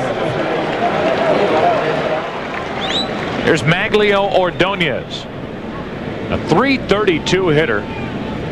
He already has driven in more runs in 1999 than he has in any other full season in the big leagues, but he is still extremely young, and he is the protection in the White Sox lineup for Frank Thomas. The White Sox have played good baseball. Jerry Manuel. Into shallow center, out goes Gonzalez, in comes Jordan, and the two collide. Alex Gonzalez comes away with it. The shortstop, Gonzalez, made the catch. Pitching change in the middle of the inning. The American League goes in order. We go to the 8th. National League still shut down, trailing 4-1. D.B. Sweeney on your right, Scott Bairstow on your left. Harsh Realm Fridays this fall on Fox. Smallest seating capacity in the major leagues here at Fenway Park, 33,871. They're packed in to Fenway. We're in the 8th inning, 4-1 American League, and Roberto Hernandez tied for first in the major leagues with 26 saves, takes over, and Barry Larkin does his work for Sean Casey on the left as Sean digs in. Strike 1. Once again, Barry Larkin is doing the play-by-play. The Barry Larkin Productions, narrated by Barry Larkin. That's the batting gloves. All right, Case, get in, tug, little stretch before he throws. Good boy. Right on him. That a boy. That's a knock. And now back to the real play-by-play announcer, Joe Buck. Thank you, Keith. That's a knock. Come on, Barry. A little ground ball to short from one of, and I know we've already said this about Luis Gonzalez, but one of the most enjoyable young men to hit this game in a long time, Sean Casey. He is a joy to be around and a real tribute to his parents because he is wide-eyed and happy to see everybody. And not only here at the All-Star game, but every day you see him at the ballpark, he's just happy to be there. Here's Ed Sprague digging in. First time at the plate for Sprague. It happens here in the 8th inning. Sprague fouls one back, and Ed is in the hole 0-2. As you look at Ed Sprague, I can't help but think of Jason Kendall, one of the best catchers in the game today. We've already labeled Mike Lieberthal that, but hot on his heels, Jason Kendall, who had a horrific ankle injury in Pittsburgh, which prevented him from being a part of this All-Star game. Sprague grounds out. Tony Fernandez took care of it. And here's a guy who catches well, hits well, will lean into a pitch if you need it. He runs well. He's got 22 stolen bases. And he's got the kind of attitude you love to see from a guy behind the plate, a real take-charge player. The rest of that team looks up to him and his leadership. And he can do everything on the field that you want a ball player to do. We certainly wish him a speedy and quick recovery. Probably be right back here at the All-Star game next year. When I saw that injury, I couldn't help but think of Moises Alou. When Alou damaged that right ankle of his in St. Louis that fateful day about 4 years ago. And if Jason Kendall wants any inspiration from somebody who can come back and get back to their previous level and probably go beyond, look at Moises Alou. Right. From the catcher cam as Brad Ausmus goes out and says, Roberto Hernandez, my name's Brad Ausmus. I'll be your catcher for this 8th inning. Gary Sheffield is at the plate, the lone representative from the Los Angeles Dodgers. Ball inside from Roberto Hernandez. Sheffield stands in with decent numbers, a .297 average, 16 home runs, 47 driven in, and a broken bat. The ground ball to Vizquel. He knows what to do with that. Sheffield is gone, and the National League goes 1-2-3 in the 8th. American League coming to the plate, bottom of the 8th, and they're up by 3. Here's what happens inside. Our game on Fox is brought to you by Blockbuster Video, where you'll find more copies of new releases. Blockbuster Video, go home happy. By the people inspired to build vehicles for your mind and heart, Nissan, driven. By Dr. Pepper and your local Dr. Pepper bottler. Dr. Pepper, this is the taste. And by American General Financial Group. Live the life you've imagined. Well, this game has flown into the bottom of the 8th inning. Cal Ripken seated now, and I think that this game, we'll talk about this in a moment, as Dave Nilsson takes over behind the plate. And Bruce Bochy has done it. He has emptied his bench. Calls on his typical closer, Trevor Hoffman. I was just going to say, I think this game is as much for the families of these All-Stars as it is for these players themselves who are walking around in the clubhouses trading autographed items before today's game. Ron Coomer, guy who I'm sure to him seemed like he played forever in the Dodger organization, finally got a shot at it with the Minnesota Twins, and here he is. He thought they were pulling his leg when they told him he was an All-Star headed to Boston.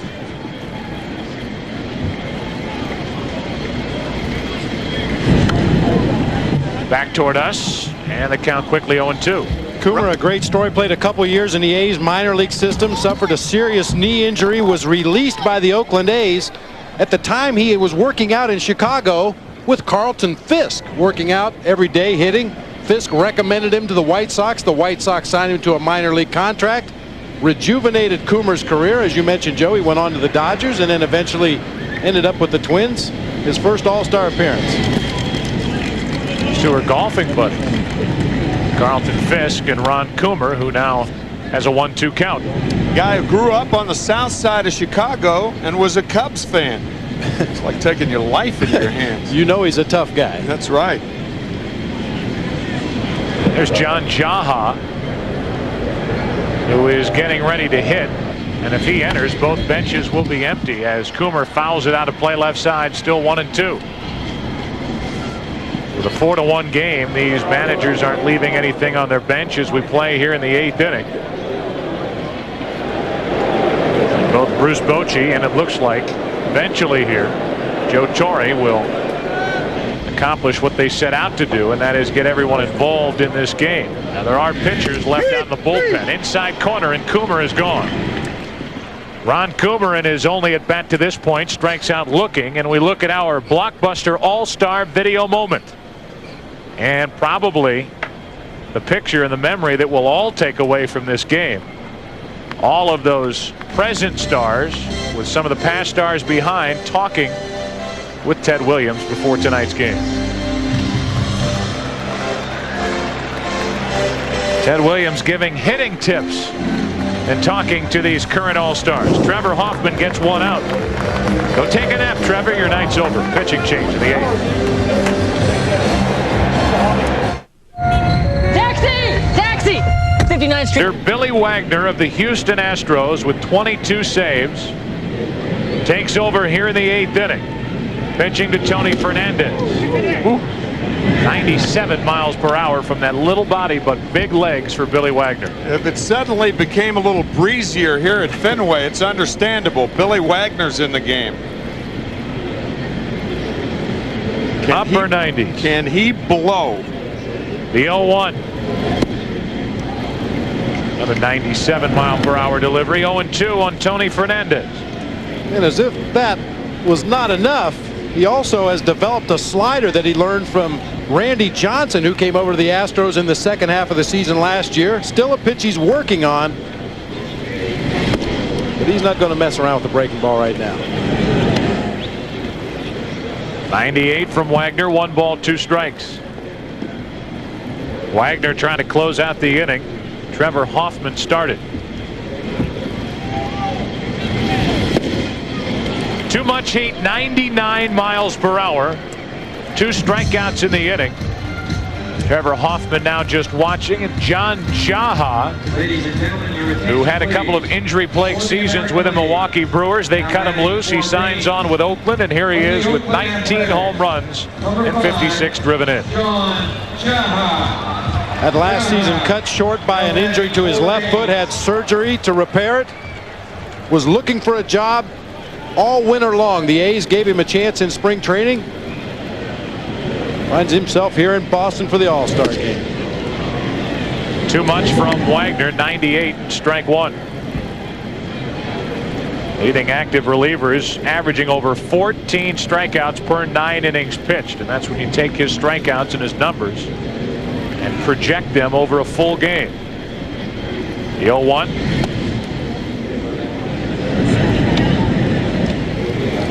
Schilling started this game for the National League. While we play here at Fenway, you automatically think of one of baseball's biggest fans and one of the biggest fans of the Boston Red Sox, Stephen King.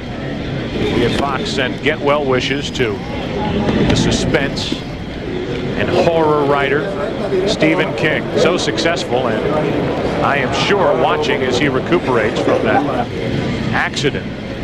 Hit by a car, a shattered leg, and working his way back. So we're thinking about you. Strike 2 to Jaha.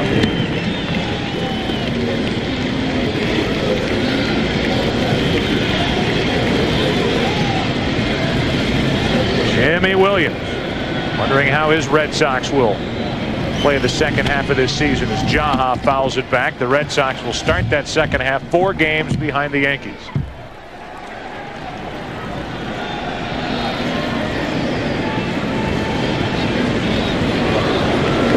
The Yankees, meanwhile, open the second half against the Atlanta Braves Thursday, Friday, and Saturday. Then the Montreal Expos move into Yankee Stadium.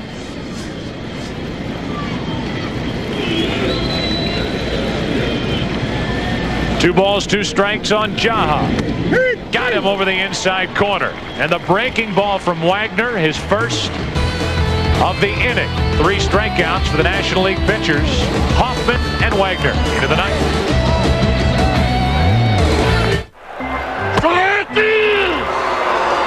You show the Green Monster as we move to the 9th inning. 4-1, the American League leading.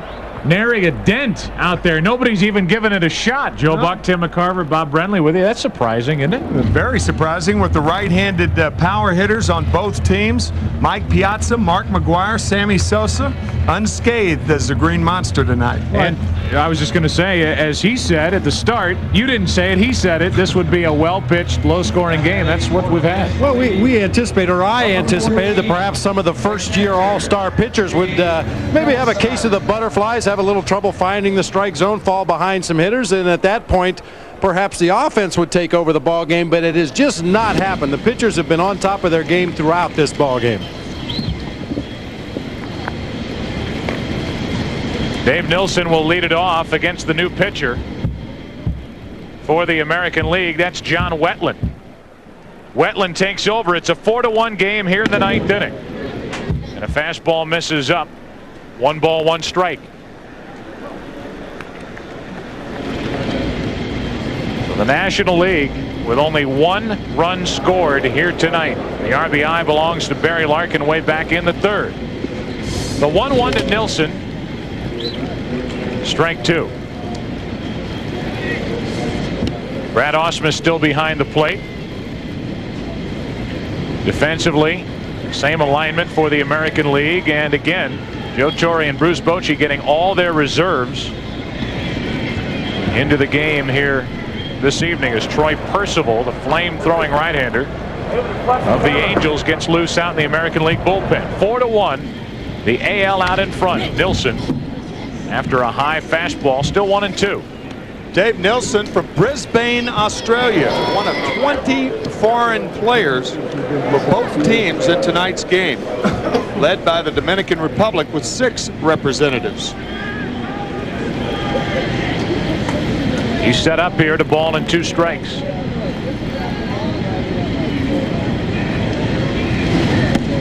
Little high. Dave Nilsson is the commissioner of the Winter League, which is played down in Australia, largely, Bob, because he owns the league. That's one way to do it. You want to guarantee yourself a little more playing time, some at-bats in the winter. Buy the league. Nilsson keeps it 2-2. The Olympics being played in Sydney, Australia next summer.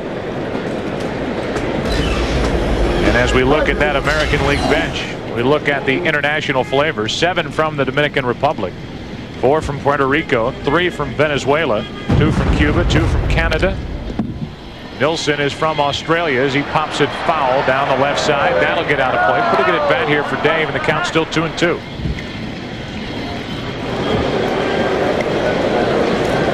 Vladimir Guerrero, who plays with his brother Wilton Guerrero in Montreal. Ron Rodriguez. 2 balls, 2 strikes on Nilsson. First at bat for Nilsson. Straightens up, ball 3. Well, here's John Wetland, a guy who we became very familiar with back in 1996 when he was closing down games and was the eventual MVP of the World Series in '96 for the Yankees. And he has a tendency, like some very good closers in the 9th inning, if it's a 3-run game, they'll give up 2. If it's a 2-run game, they may give up 1. It's never easy. It's very rarely quick and easy with even the best in this game. Didn't recognize John Wetland with a clean hat on.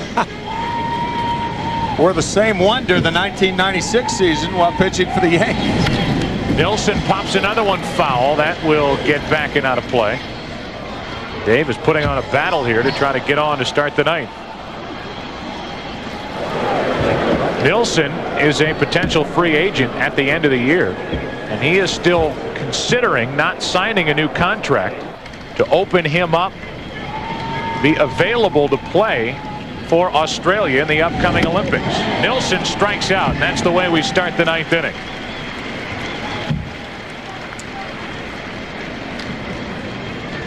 Well, tonight after the game, most of you can stay tuned for your local news, but for a complete all-star post-game report, turn to your regional Fox Sportsnet affiliate and join Keith Olbermann and Steve Lyons for continuing coverage of this Midsummer Classic.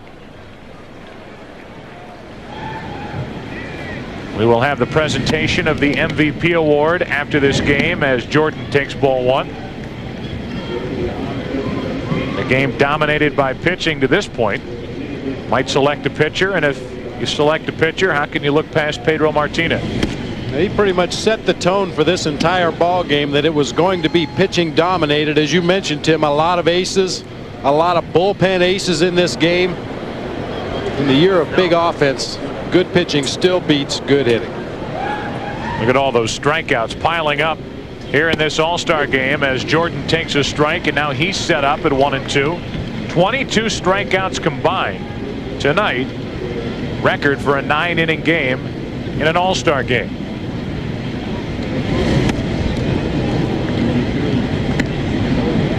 Jordan with a 2-2 count. The record for strikeouts by one league has already been tied by the American League. That record is 12. They've struck out 12 National Leaguers so far tonight. Jordan trying to avoid becoming the 13th, which would set a new record. Keeps it 2-2. On deck is Jeff Kent. This crowd has been subdued really since the first pitch. Keith Olbermann touched on it. Good pitching will put you to sleep. Especially after the home run derby last night when balls were flying out of here all over the place. Jordan lines a base hit into right field, and the National League won't go quietly here in the ninth. Jordan has walked. He now has his first All-Star game hit, and it's 1 on, 1 out for Jeff Kent. Number 21, the second baseman, Jeff. Why is Joe Torre and Mel Stottlemyre smiling? Well, him. I mean, you've got John Wetland on the mound right now. And if he struggles, just call on Troy Percival. We've already had Roberto Hernandez. He worked a perfect 8th.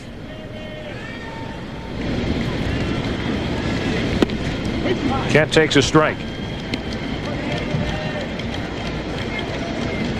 Charles Nagy of the Cleveland Indians did not get into tonight's game.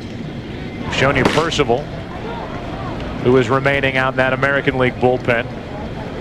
And for the National League, Paul Byrd, along with Williamson of Cincinnati.